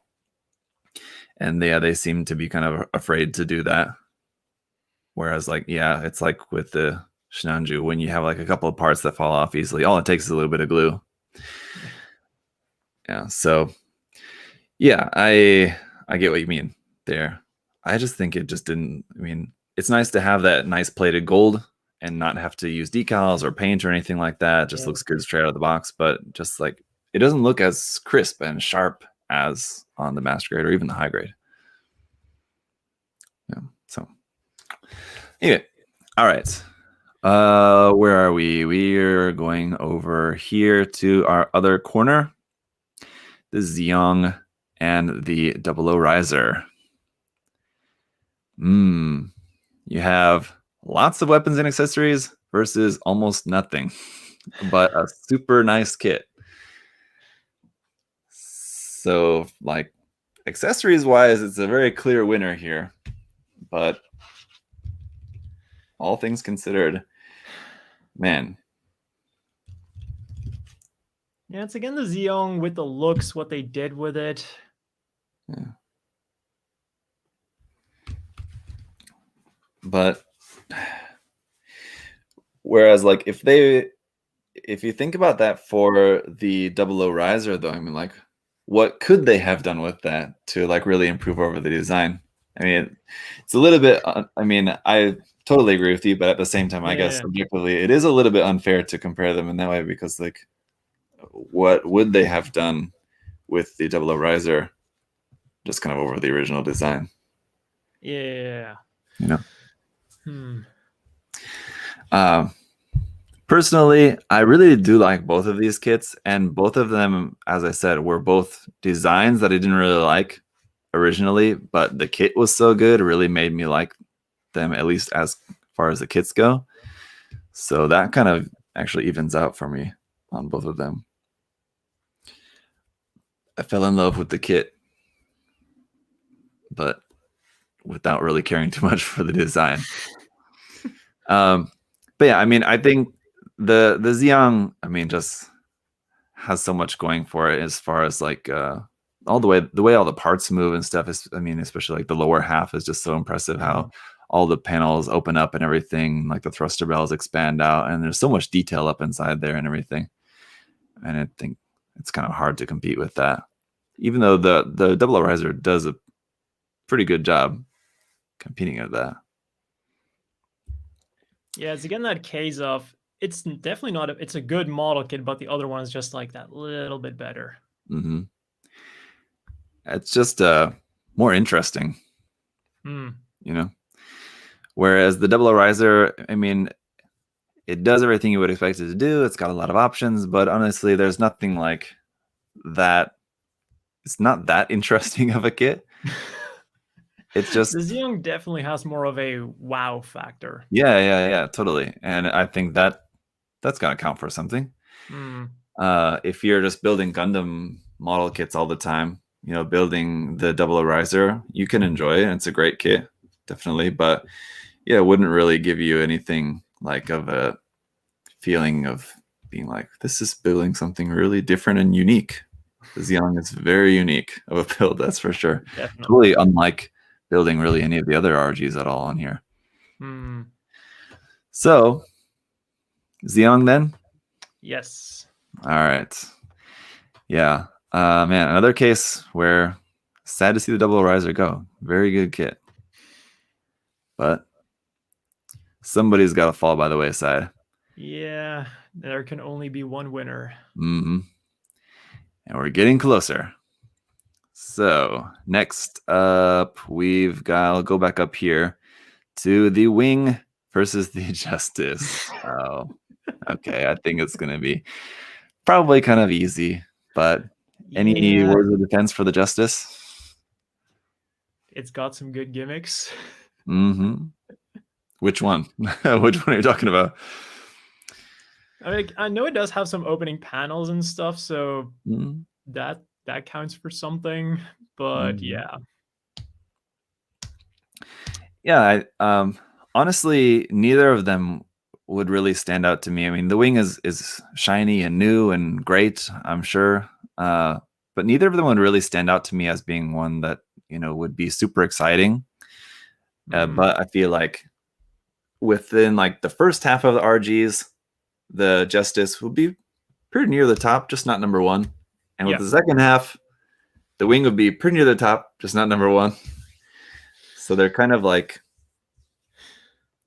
yeah, high on the list, old versus high on the list new, but neither of them are necessarily too really super exciting. Yeah, if we're just talking about exciting, I feel like the Justice Gundam would be a little bit more exciting because it's got some nice accessories like with the beam boomerangs and stuff, the booster, like the Phantom 00 it's got on his back. Like you can do some cool stuff with that. Whereas, well, the Wing Gundam is kind of like, well, the Wing Gundam, it transforms, it does what it's supposed to do, and then it's got like the bird mode, which is a nice gimmick to have, like a nice little extra. But if it's really wow factor, then I do feel that the Justice Gundam does have an edge over it. That being said, purely as a model kit, you'd probably have to give it to the Wing Gundam. Yeah, I mean, this is one. I mean, it seems very easy. Like it seems like you would just say. I mean, obviously the wing gun is brand new. It's amazing. Obviously, that's gonna win. But I mean, if you really think about it, the Justice is not that bad. It's still putting up a Yeah. fight. Like when I Yeah. first looked at the bracket, I was like, well, we're just gonna move the wing Gundam along, and that's gonna be it. But like when you look Mm-hmm. at it a little bit closer, the Justice is putting up a fight. Mm-hmm. It's gonna self-destruct in the end, but it's putting up a fight. No, I think it's like you said earlier. The Justice, along with the Zegok, are just kind of the ones that are a little bit more forgettable, like in the line overall. But I mean, if you take the time to look at it, it's not that bad of a kit, really. But I think probably the wing is just going to still have a little bit more of an advantage there. Just a little bit better looking. The Justice, I think, yeah, it does probably hold up pretty well. Yeah, it's a good solid kit overall. It does look a little bit dated though. Whereas the wing, I think, just like aesthetically, where I'm not that big of a fan of the original TV version design of the wing, but I think they did a good job, making it look pretty nice for the new RG version. So yeah, I think I'm gonna have to give that to the wing. But I will say that it's not as easy as you might think to choose that one. Yeah, if you like really get down to it, like some kids, they do have some interesting things that you might overlook. Yeah. So the Justice, if you're a Justice fan, maybe check it out. Yeah, maybe. All right. Let's head back over here then to the counterpart to the wing, and with the Tallgeese versus kind of sort of a counterpart to the Justice in a way, at least same series anyway. Force Impulse. I'm trying to force that. It's Wing versus Seed anyway. There you go. Wing versus Seed once again over here with the Tallgeese versus the Force Impulse. I mean, I'm pretty decided on which one I would move along. The Tallgeese, right? No. Okay. No, yeah, this is, I mean, it's very similar of a matchup in that, like, it seems so easy. Obviously, you would just go, of course, Force Impulse. But, I mean, aside from the Kenkles, is there, and like the kit being a little bit simple, is there really anything too much that you could really pick apart about the Tallgeese? Definitely not. Yeah. It's one of those cases where the Tallgeese is a good model, like it's a good real grade. Yep. But the Impulse is just a little bit better. Yeah. Yeah, very little bit. I mean, if you ask me, oh, there goes the camera. Can you it's still okay. hear me? I can still hear you, yes. Okay, good. Then I'm going to be replacing the battery while we're going. Okay, that's fine. I was just gonna say, like, I've built the Tallgeese and I've not built the Force Impulse. And if you asked me, I would have almost kind of actually build a Tallgeese again before I would want to build a Force Impulse. That's completely subjective and just only my just personal taste on the designs, even though I don't like the leg design of the Tallgeese. And we're back. There you go. But again, I think, yeah, we both know what's going to happen with this matchup, but I think it is fair to defend the Tallgeese a little bit because definitely. Yeah, it's a very good kit. But with the Force Impulse just being as good as it is, and not really anything negative that we can say about that, right? Aside from the fact that just personally, I'm not really that into the design. Yeah. Yeah, like I'm a fan of the Impulse, and like there's nothing I can say wrong about it. Yeah. Yep, I think that's what it's just gonna come down to. But yeah, the Tallgeese, solid. What were they thinking with those legs, though? Oh my god, yeah. I don't know. That's my only complaint I have about the Tallgeese. It's like those ankles, those like the lower legs in general are just way too thick. That's yeah. It would have been cool if. Oh, sorry. Go on. No, go ahead. Yeah, that's why I am looking forward to getting a high grade Tallgeese because Mhm, when you look at what they did with Leo in high grade, that thing looks really good. So mhm. I would really want to have a Tallgeese like with the same proportions. Yep. Yeah, I was just gonna say that if they changed up the design like for making the RG Tallgeese 2 or 3, if when they made those they had also included new parts for the legs, I would have been very happy with that. Mm, But yeah, yeah, I same mean, here. unfortunately, they did. I wasn't expecting that to happen. It's just wishful thinking. Would have been nice though. We all have those little things that we would want to happen, but Hmm. we know that's never going to happen. Although I'm totally with you on that one. Yeah, yeah, it would have been nice. Mm, All right. So before we get to our unicorn matchup over here, the death match of the last two unicorns, let's go with another wing versus double O. So we've got the Exia versus the Wing Zero EW. mm. For me, I just find the Exia a little bit boring, so I just want to immediately just give this to the Wing Zero EW, I think. But what do you think? For me, I like the Exia, like Hmm. design wise. It's like more of a simple, it's a nice double O reinterpretation of the RX-78 too, although it Sure. does also have the O Gundam there. But like, it's a Mhm. nice basic design. Yeah. But if it didn't have the issue with the legs, like where they don't move forwards as much, or like the issue with the front skirts, whatever you want to blame it on, Mhm. I would have been much more defensive of the Exia because it looks really good, like with the chrome parts and also Mm. like those the GN pipelines it's got all over the Yeah. body. But it's like that little thing where I'm gonna have to give it to the Wing Gundam because we've gotten to the point where it's like the little things that make all the difference. Yeah, and again, both of these don't really have anything bad you could really say about it. I mean, except for like you're saying about the articulation, forward articulation of the legs being a little bit hindered. Mm, Exia probably, I mean, has a little bit more going on in the way of like the weapons and accessories and things. You've got yeah. probably a couple more for that, where like you for the wing gunum, you just replace that with it's got more wings. But otherwise, How do accessories, it you feel doesn't about the really wings, come. by the way? Huh? How do you feel about the wings? Because I was never too big of a fan of the wings on the Endless Waltz version.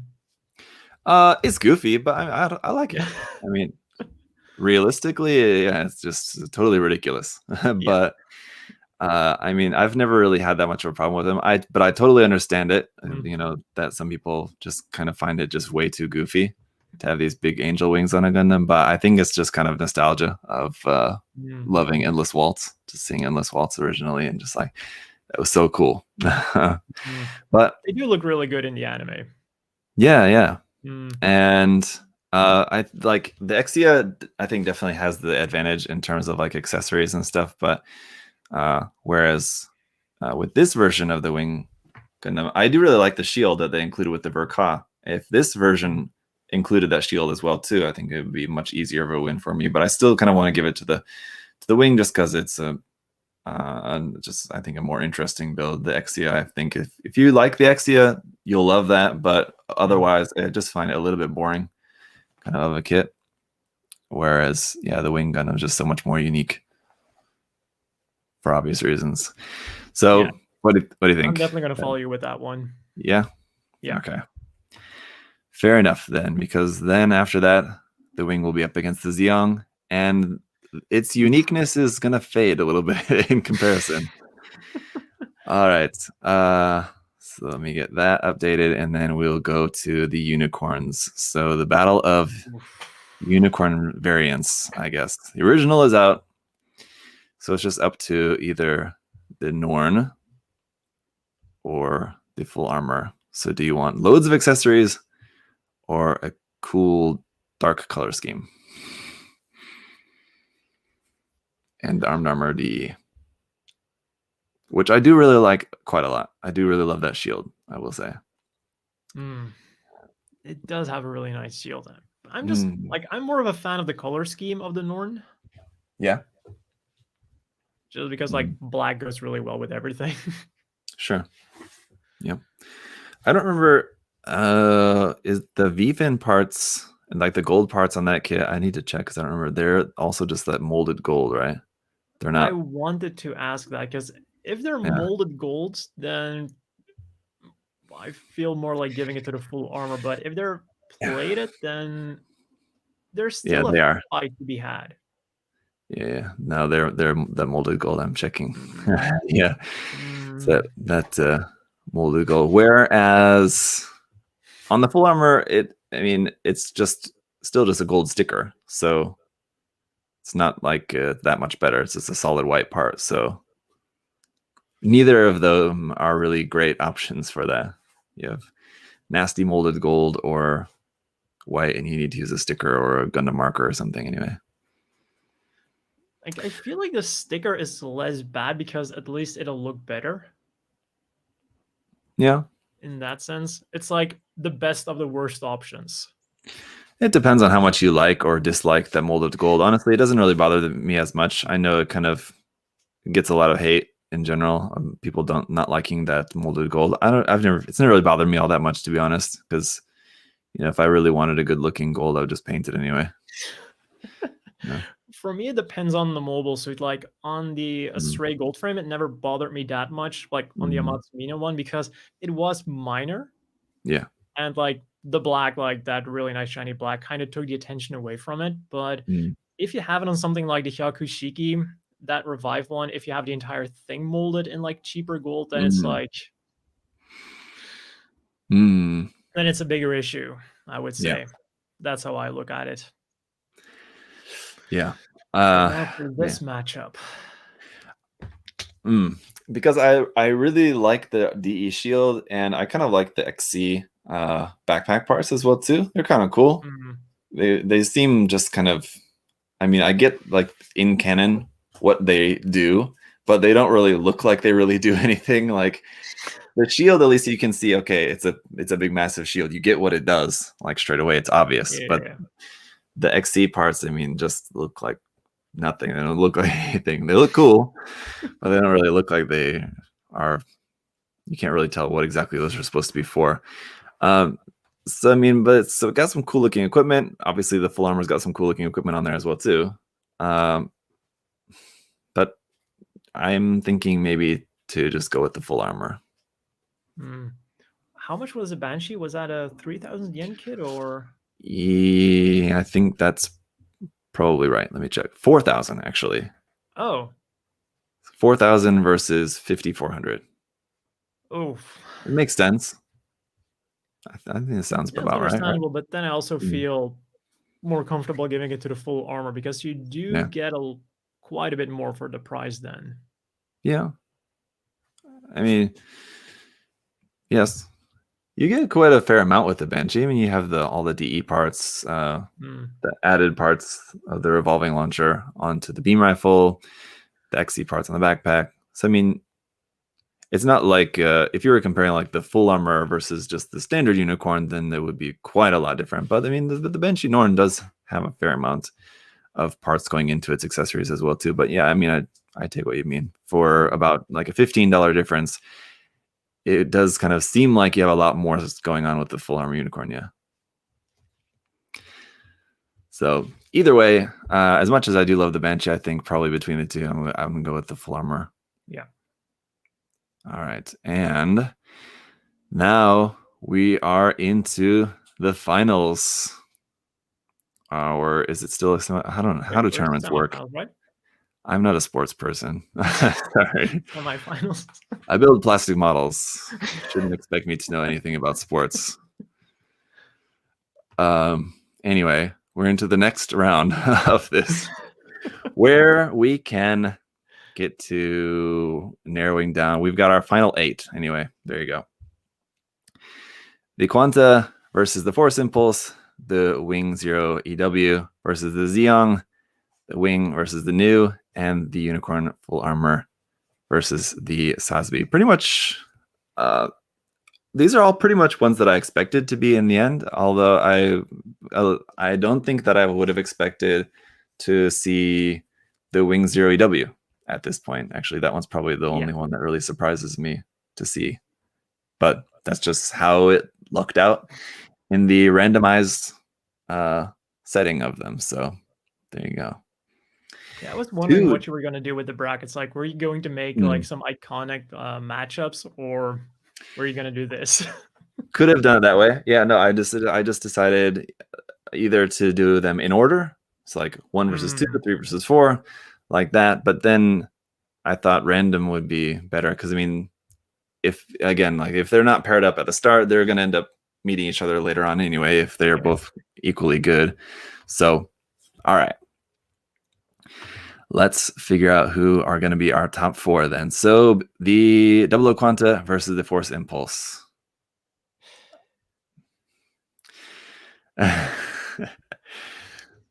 One, I think it's, you want to say that the answer is obvious, but I don't know if it's really that obvious. I mean, there's a lot to be said about the Double O Quanta. Yeah, the thing is, I also wouldn't say it's super. I don't want to say it's obvious, but like both have their own strengths. Because I feel like the Impulse Gundam as a model kit would be better. Because it has like the more modern inner frame and whatnot, and like really nicely detailed. It's the best form of the Impulse Gundam itself. But then, kind of like by design, the Impulse comes with less interesting stuff. And speaking of details, I mean, that is one thing. Honestly, the Double O Quanta is not that detailed of a kit, really. It's got that look of like a mini Master Grade, but like a mini Double O Master Grade, or like the later ones, the Dynamis and the Curios are much more detailed than a lot of the earlier Double O Master Grades are not that detailed, you know? And the Double O Quanta Real Grade is kind of the same way. It's not a very detailed kit compared with the Force Impulse, which I think does have a lot more detail going on with it. It is definitely a really nice detailed kit. And a lot more of that Real Grade style, like two-tone color, I think. The Double O Quanta just didn't really have that much of. So, I mean, that's kind of like a trademark thing of the Real Grade line. Same with the whole like pre-assembled inner frame, which has kind of gone away. So, you know, staples of the RG line aren't always permanent, but yeah, I still don't know how to feel about the pre-molded inner frame going away. It's like, it's sad to see it go, but on the other hand, when you look at model kits like the Force Impulse, like the Nu Gundam, like the Sazabi, it's kind of hard to argue for it. Yeah. Yeah, I mean, at the end of the day, I just want a good model kit. So, I mean, whether it's got the original style frame, what is it? Injection molded? Is that right? Injection molded frame, or you know, or no, without that, like the later ones. Honestly, I mean, I just don't really care. If the kit is good, then that's all I really care about. But it certainly was something very interesting about the early ones. It was novel, but you know, what difference is it really gonna make at the end of the day?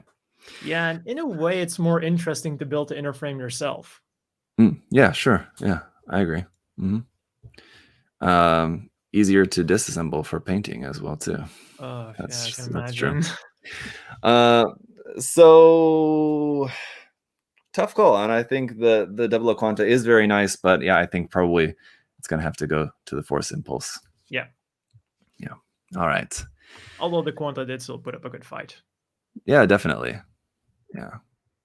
And it is the best of the Double O kits, according to us. So there you go. It made it the farthest out of all the Double O kits.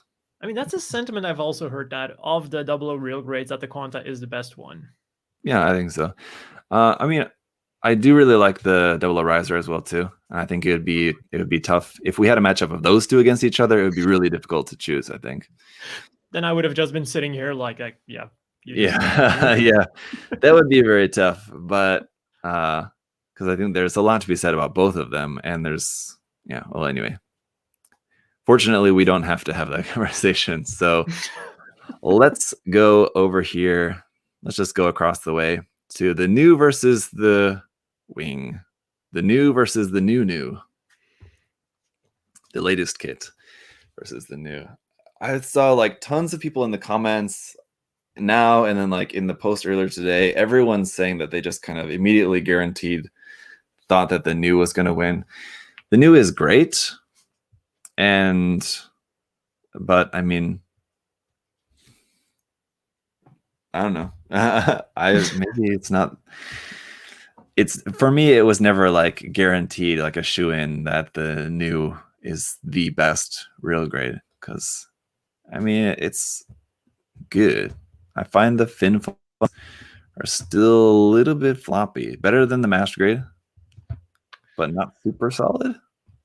Yeah, I know what you mean. I was holding mine yesterday evening when I finally finished all of the fin funnels, and when I held it up, like when I just held it up, like you did see them go down, but at the same time, it's difficult to like really solidly connect them as well without having like a giant connector there.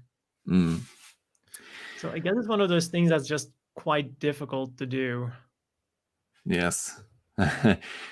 And someone mentioned there in the chats that Nu can't be a bird. Yes, it doesn't transform into a bird. So, I mean, come on. Well, Gunpla is freedom. You can turn it into a bird if you want to. Sure. Yeah, I mean, I think the Wing Gundam, I will just say, like I said earlier on, I think that the new aspects of the Wing Gundam that they introduced with this version, there's a lot to be said for that. I mean, it may not be to my personal taste, but they did some interesting things. Changing up the design of the wings a little bit, adding or changing the way that it transforms as well too. And it's a very good looking kit.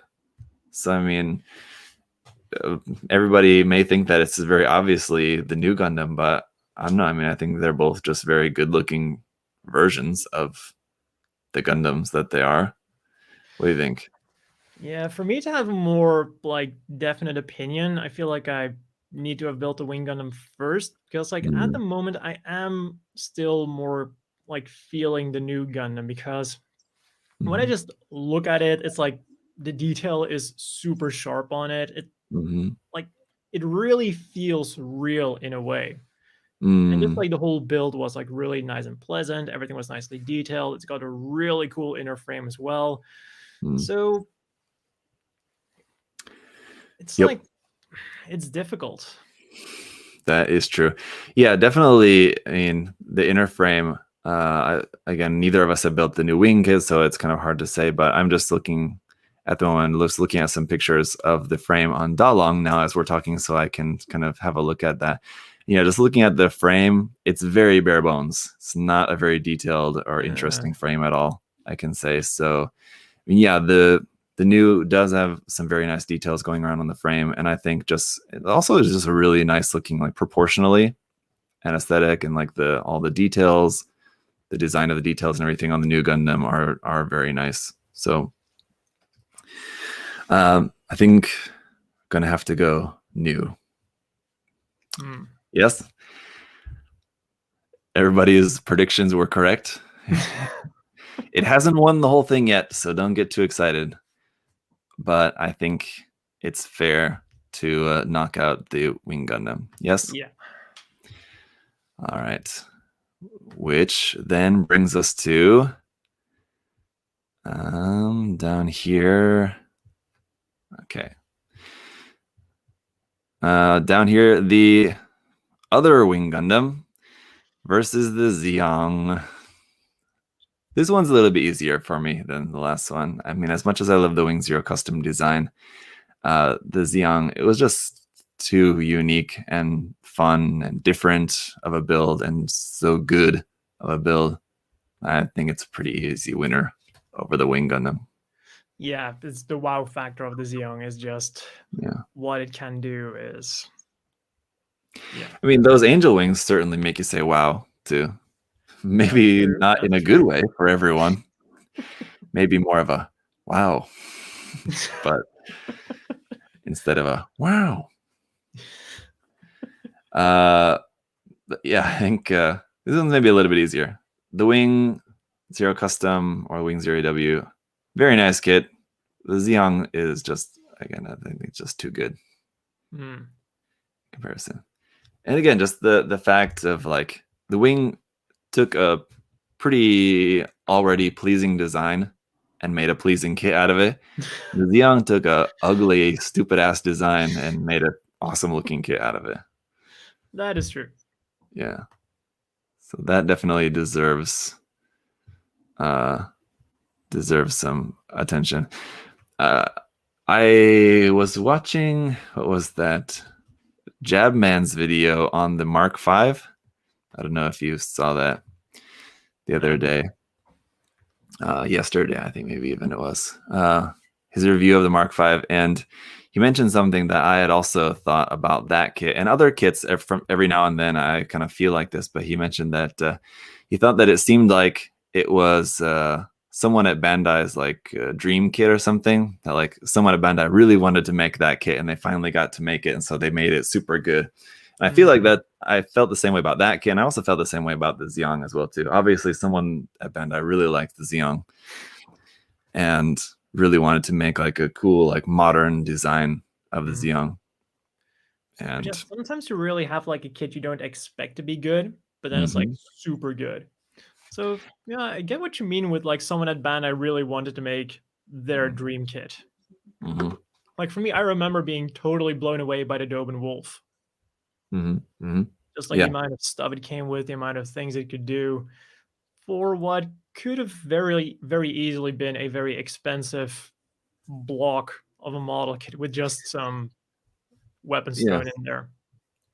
Or, I mean, just very easily could have just not been made at all. It's or that kind of random, yeah, you know? So it was kind of surprising to like even be made at all. I mean, they're slowly making their way through the HGC line, like kind of with some of the more obscure ones now. So I mean, they are making a lot of those really cool ones like that. But yeah, totally. That's the one advantage of P Bandai. Making designs that they can milk with variants and stuff. Yeah. All right. So then we've got the Unicorn versus the Sazabi. Two very big kits. Right? Two of the biggest ones in here. Two of the biggest and two of the most expensive in the line.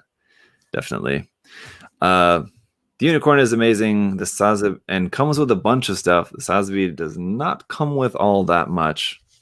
The beam axes are really super cool though as well too. Let's not forget about those. The funnels are cool.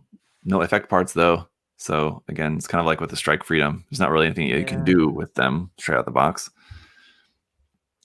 But I mean, the Sazabi is just so nice. I feel like. Yeah, it does have a lot of moving parts, but then Unicorn does have the transformation. That's true.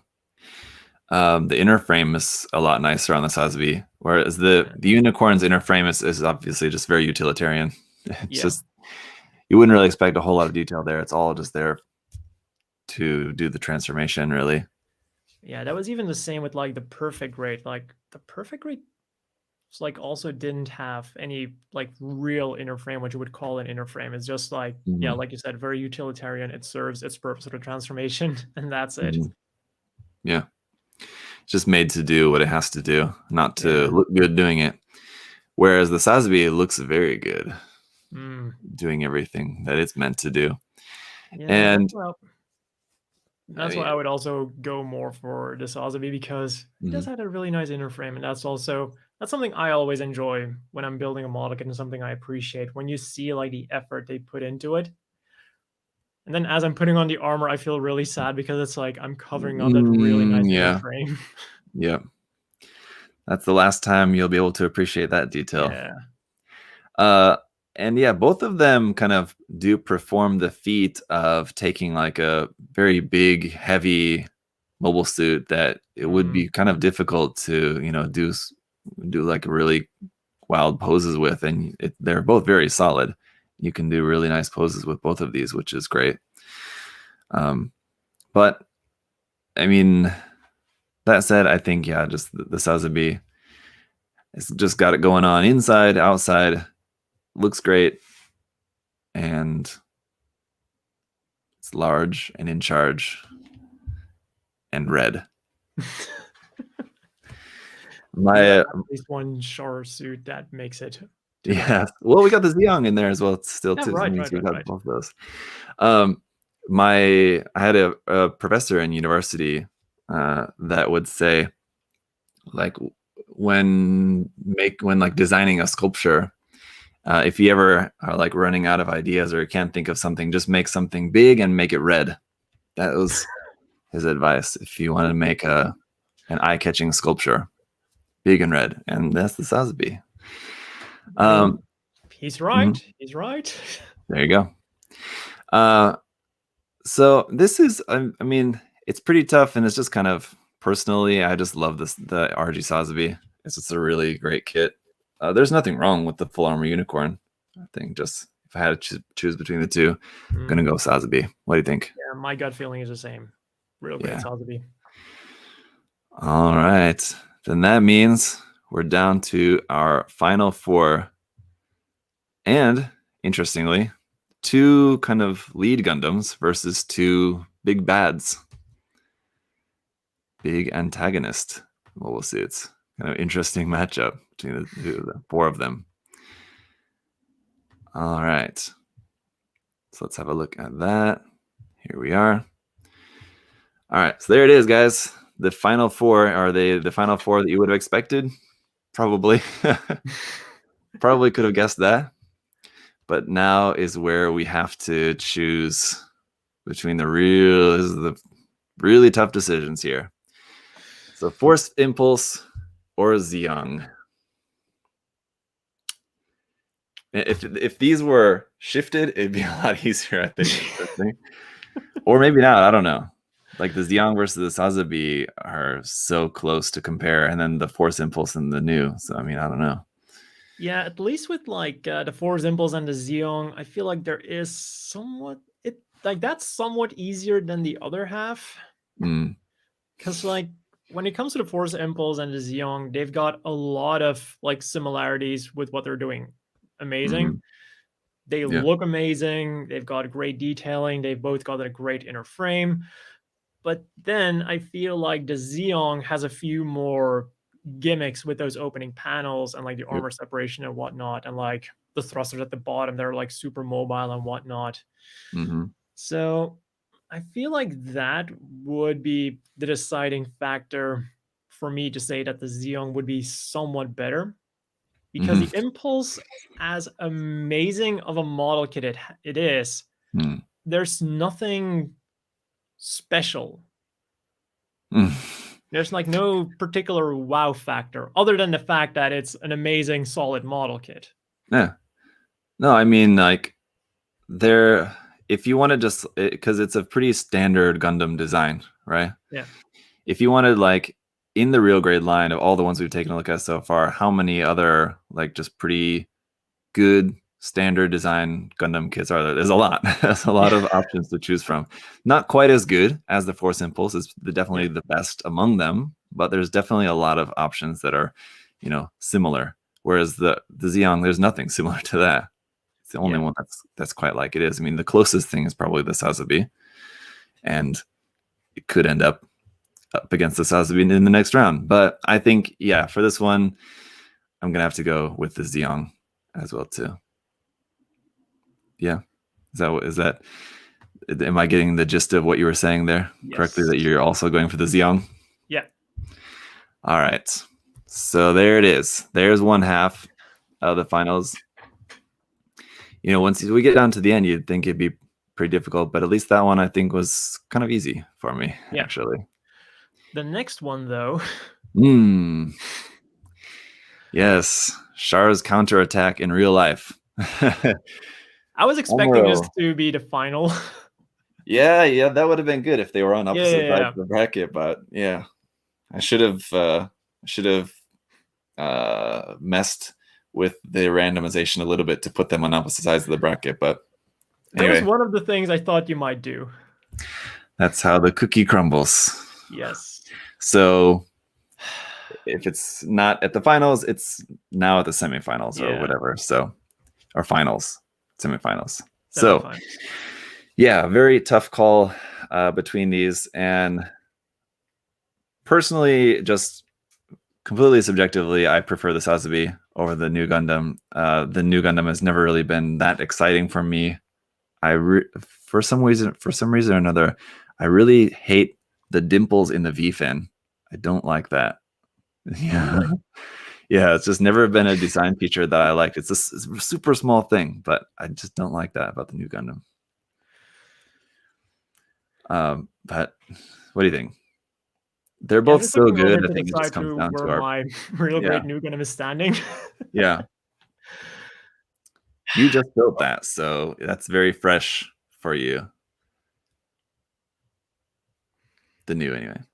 Yeah, it does have a lot of nice moving panels, but at the same time, like from what I've seen from the Sazabi, it does have some more moving stuff that makes sense. Whereas on the Nu Gundam, it has like a few sliding panels that open up Which is for. basically just for the heavy weapon system. Oh, is that why they open up? Yeah. Yeah, that's basically the entire reason for those. Whereas the Sazabi, it's not. It's for any other reason than just for like Okay, gimmicks. that mystery solved. Yeah. Like It's I for was the heavy reading weapon. through the manual, and it's like, yeah, open this up, open that up, and it does something. Yeah. Okay. If you buy the heavy weapon system add-on parts. But yeah, I mean, I think it's just got to come down to our personal choice but though, honestly, like I said, I don't think there's anything negative that I could think of about the Sazabi, even to get like super nitpicky. There's not anything that I can think of. With the new, like I said, I did find the fin funnels to be more solid than other versions, probably, but still a little bit floppy. They kind Yeah, of no, have that kind of definitely. Yeah, I flop definitely to understand them. what you mean. Like they But then are a again, bit on the floppy side. how much can they really do about that? I mean, Yeah. without making them to fit together where there's like one piece that like slots through all of them or something like that. I I was feel like, thinking the same thing. yeah, Like have like there's an not. iron wire or like Mhm. or a solid plastic piece go through them. Yeah. I mean, understandable that there's not really a whole lot that they can do about it. And still, at the end of the day, they're still pretty solid. So it's not a big thing. It's a Yeah. very small thing. Like even Uh, though they do move a bit, it's not to the point where they're going to fall off or break. mm, mm. Yeah, right. But it definitely says a lot that this is the thing that we've gotten to. Mm-hmm. And The both, deciding factor, like the fin funnels move a little bit. yeah, both of them have the issue too, where without buying a separate set of effect parts, you got the funnel. They both have funnels that you can't really even do anything with, really. So they're just kind Yeah. of there. And I don't know. I think the Sazabi is just kind of perfect, and the Nu Gundam is basically perfect. 99.9% perfect. Yeah. And And if that's it a comes sentiment that I can't agree with. if it comes down to that one last percent, I think I just gotta give it to the Sazabi. Yeah, I for don't me, know. it's even though I prefer the Nu Gundam, like I Mhm. can see why the Sazabi would be that, just like that little tiny, Mhm. tiny bit better. Yeah, and I think, like I said before about the Master Grade Verka, the same can be said about both of these. Both of them are like really great as Master Grade Verkas, and the Real Grades I think are both also very great with some slight improvements, even kind of over the Master Grade. So like they both kind of have that going on for them. And this whole time I'm probably just sounding like I just really don't like the Nu Gundam all that much, which is true, that it's just not a Gundam design that I'm that big of a fan of, but the kit is great. I just want to make that very clear. It's a very good kit. It definitely deserves to be where it is now, but it's in a tough spot up against the Sazabi and the Zeong now at this point. So But yeah, even though you're not that big of a fan of the Nu Gundam, like I am a big fan of the Nu Gundam, and mm-hmm, I can see what you're saying. So it's not like you're mm-hmm, just saying stuff to make the mm-hmm. Sazabi look good. and the Nu Gundam look bad. Like, I see where you're coming from, and yeah, there's not any. I can't say anything against that. Like, it is what it is. When you get to the top bracket, it is that tiny percentage that you got to look at to make your decision. Yeah. Like, even though we're making this decision now, like, if anyone would need to decide between buying one of these two, it would really be like, I prefer the Sazabi or I prefer the Nu Gundam. It's like such a small percentage point that it shouldn't affect which one you buy. I'm going to do something here for us. Hang on a second. We're going to both just make sure we're very clear-eyed, taking a look at both of them in great detail, because I feel like there's going to be a lot of hurt feelings no matter which way we go on this one. But so let's just... That's always the case with a video like this. For fairness sake, let's just make sure we're taking a very detailed look at both of them. I will say one thing that I do like about the Nu is that it has a separate piece for the back of the shield in gray that the Sazabi does not have that. And that was one kind of thing that I was disappointed about the Sazabi. I said before I couldn't think of anything negative to say about it, but yeah, this was one thing that I didn't like, is that the back of the shield was not a separate piece. Small thing, but it is something. It's the small things that we got to use to decide. I think as far as like the details of them, they're pretty evenly matched. It would be, if we're trying to narrow it down to like just the details of them, I don't think that you could really go one way or the other between them. Let me go ahead and why am I going HG? That's not what we want. Here we are. All right, let's just take a good look at these. Well, I have to forgive Dalong's poor posing and just focus on the kit. But I mean, yeah, at the end of the day, the Nu is a fantastic kit. But I mean, you got another fantastic kit, which also has just so much more style to it. And the opening gimmicks. I mean, have a look at, hang on, this. Like, when you have stuff like that on the Sazabi. Yeah, that's why I also was going on about like the opening panels on the Nu Gundam. That's like, you've got some opening panels, but it doesn't do anything when you compare that to the opening panels of the Sazabi. It's like the side skirts, you got that, the shoulders opens up, the legs, even the backpack, got that open up. See, it's nothing like, it's still not quite on, it's different from the Verka. I was going to say the Verka is still probably a little bit nicer as far as like the open hatch gimmicks, kind of open panel gimmicks.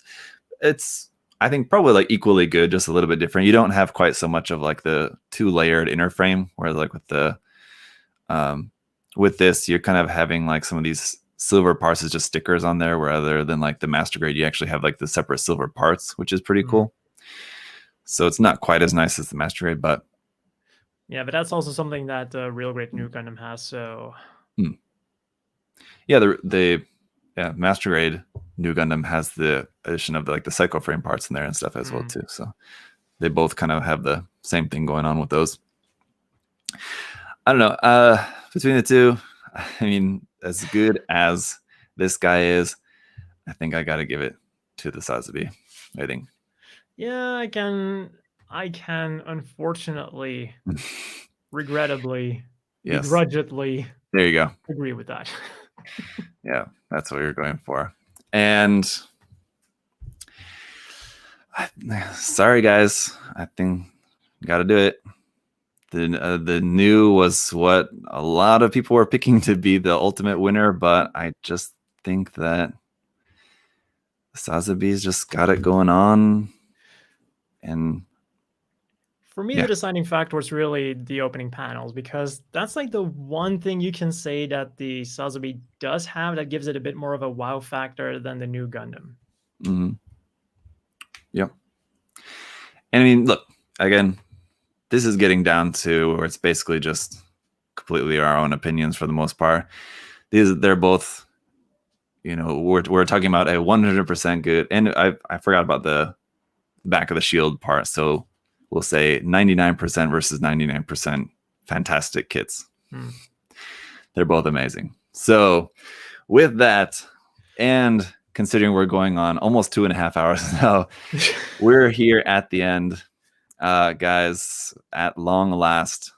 And thank you again, Vince, for taking the time, for hanging out and doing this with me. It's been very fun. Problem. We're here at the end with Char versus Char. We were thinking earlier that Char was knocked out of this with the Zigak out, the Zaku II out, but at the end, it comes down to Char versus Char. We need the Spider-Man meme where they're pointing at each other. There's just so many Chars. He keeps coming back. Man, iconic. So, which is the ultimate Char real grade kit? Sazabi or the Zeong? Man, that is tough. Let's just say they both win. Char wins. There you go. Char is the winner. What do you think between the two of these? Where would you go with that? What can you say? Considering how I was going with the opening panels and whatnot as a deciding factor between the Sazabi and the Nu Gundam, then I'm leaning more towards the Zeong, because if it's opening panels, that thing is awesome. And the one thing we also said that was missing from both of them were the effect parts. And when you then take into account the effect parts that you can buy, I feel that it's again the edge that goes towards the Zeong. Because I forgot what the full effect set was called for the Zeong, like the Zeong with all the effect parts, but like the final shooting effect thing, right? Yeah. Oh, and it also came with parts for the Gundam, right? Yeah. Yeah. For making the broken shoulder and neck parts, I think, right? Yeah. So that was although a limited release, it was technically a standard release, not a P Bandai. So I mean, I kind of, sort of could have included that on the list, I guess. But then I guess we could have also included Evangelion kits on the list. But man, imagine if we would have. So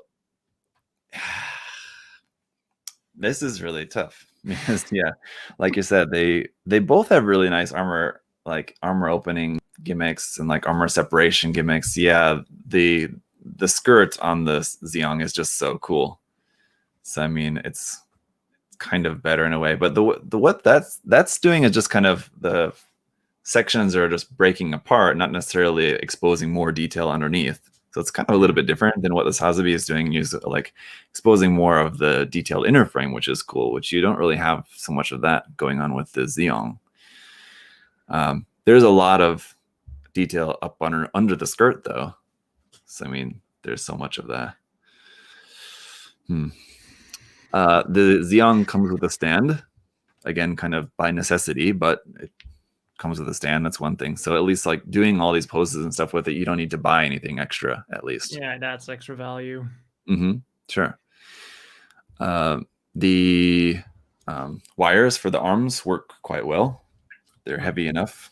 They hold up the hands.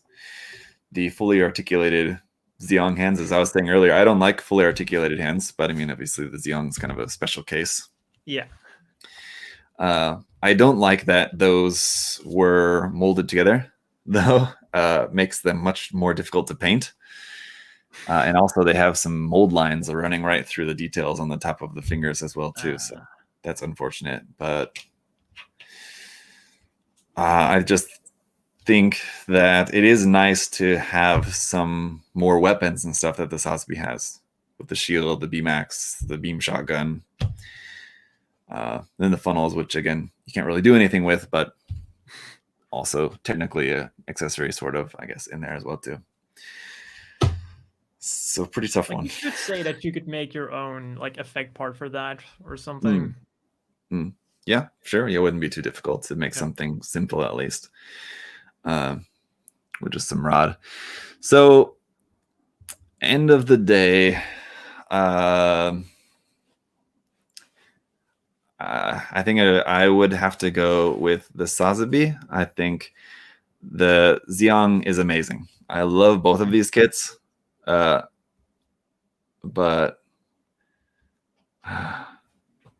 it's amazing what they did with the Zeong, taking an ugly design and making it good.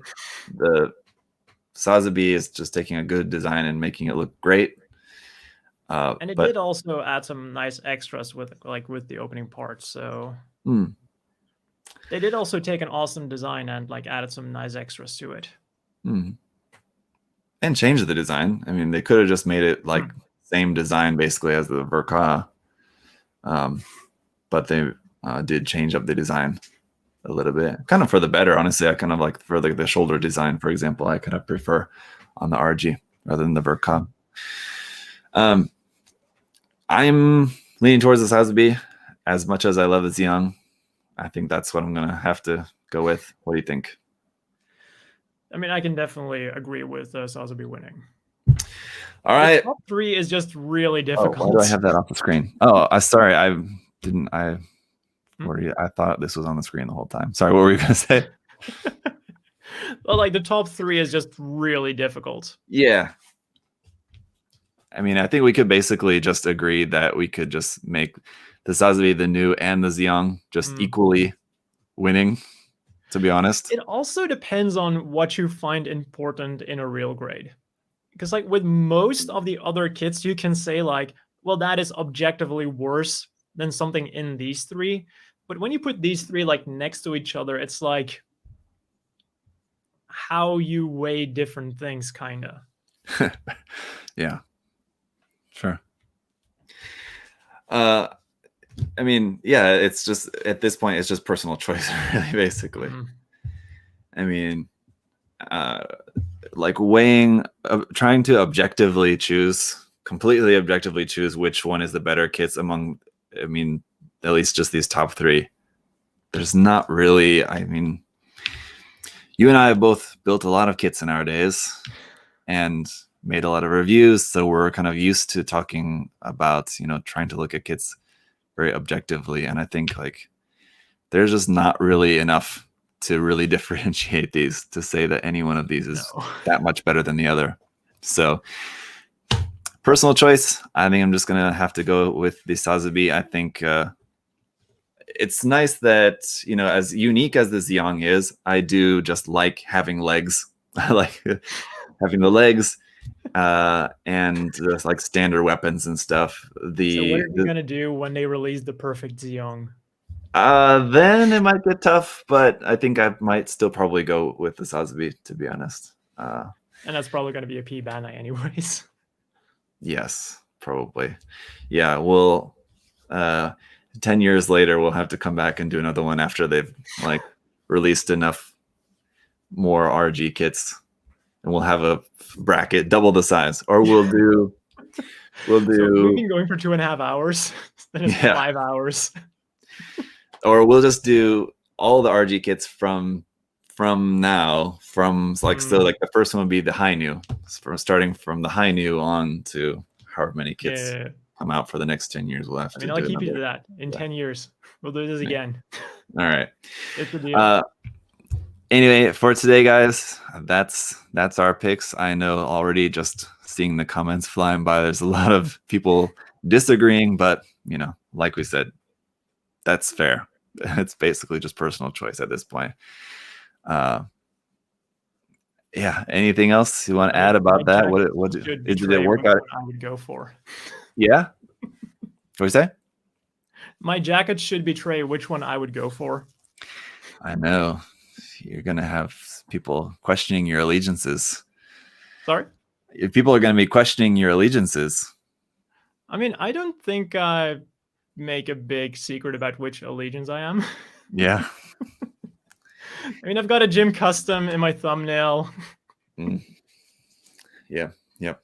But man, did it work out as you expected? Did you expect the Sazabi to win, or what did you think? I mean, I was definitely expecting the Sazabi to be in the final. Yeah. Like I said, I thought it was going to be Nu Gundam versus Sazabi. Mm-hmm. And then could have easily been, yeah. Yeah. And then it's like, I lean more towards the Nu Gundam, but I can definitely see the points where the Sazabi is better with like the opening parts and like revealing more of the inner frame, which is like something the Nu Gundam design-wise would also be more difficult to do, but it is something, it is a benefit of the Sazabi. Yeah, I think either of those, either the Nu or the Sazabi up against the Zeong, I think the Zeong would have lost either way. So I think the Zeong probably just ends up at number 3, probably, and then the Nu and the Sazabi both just kind of tied for first, basically. Yeah. So I think it would have worked out probably the same way either way. But there you have it, guys. So like I said, we've been going on here for pretty long, but having a good discussion about real grade kits. So again, I don't want to take up too much more of your time, Vince, but that's fine. So much Thanks for having me. Yeah. So maybe next time we'll do master grades. We only have 180 or something. How many are they up to now to go through? Oh man, that'd be quite the chore. But no, I think probably do high grades. That's more my specialty. Well, maybe just like the more modern ones. I don't know. No, I don't think we'll do another bracket. The RG line is, enough that there's a lot there, but not too many. So that's good enough. No, I think probably next time we get together, we'll hopefully maybe just to do just an interview, just to get to know you a little bit better as well too. So we'll get that set up for some time in the near future. But again, thank you so much for coming and hanging out and helping out. Thanks for having me. Thank you to everyone in the chat as well too. There's a bunch of people there watching. Hope you guys had fun. And again, if you're not following Vince, follow his channel. I'm sure everyone is though. But yeah, anything else you want to say to everyone? Go ahead. I think everything's been kind of said. Thanks for having me. I look forward to coming over again. And I definitely had a lot of fun. It's been long, but if it's been fun, it doesn't really matter that it's been long, right? Oh yeah. Yeah, it did go by very quickly. I looked at the time, I'm like, oh my gosh. Yeah, I was surprised when I saw like the blinking light on my camera that was like, your battery's running out. And I was like, my battery lasts longer than this. And then I saw like, oh, we've been going for like 1 hour and whatnot. Yeah. So anyway, so we'll wrap it up then for today, guys. But yeah, hopefully you guys enjoyed this video. Thanks so much for hanging out, and we'll see you again next time. If you haven't already, leave some of your thoughts down in the comments about how much you disagree with us. I'm anxious to see what everyone has to say. So until next time, we'll see you guys all later. All right. Bye-bye. Bye, everyone.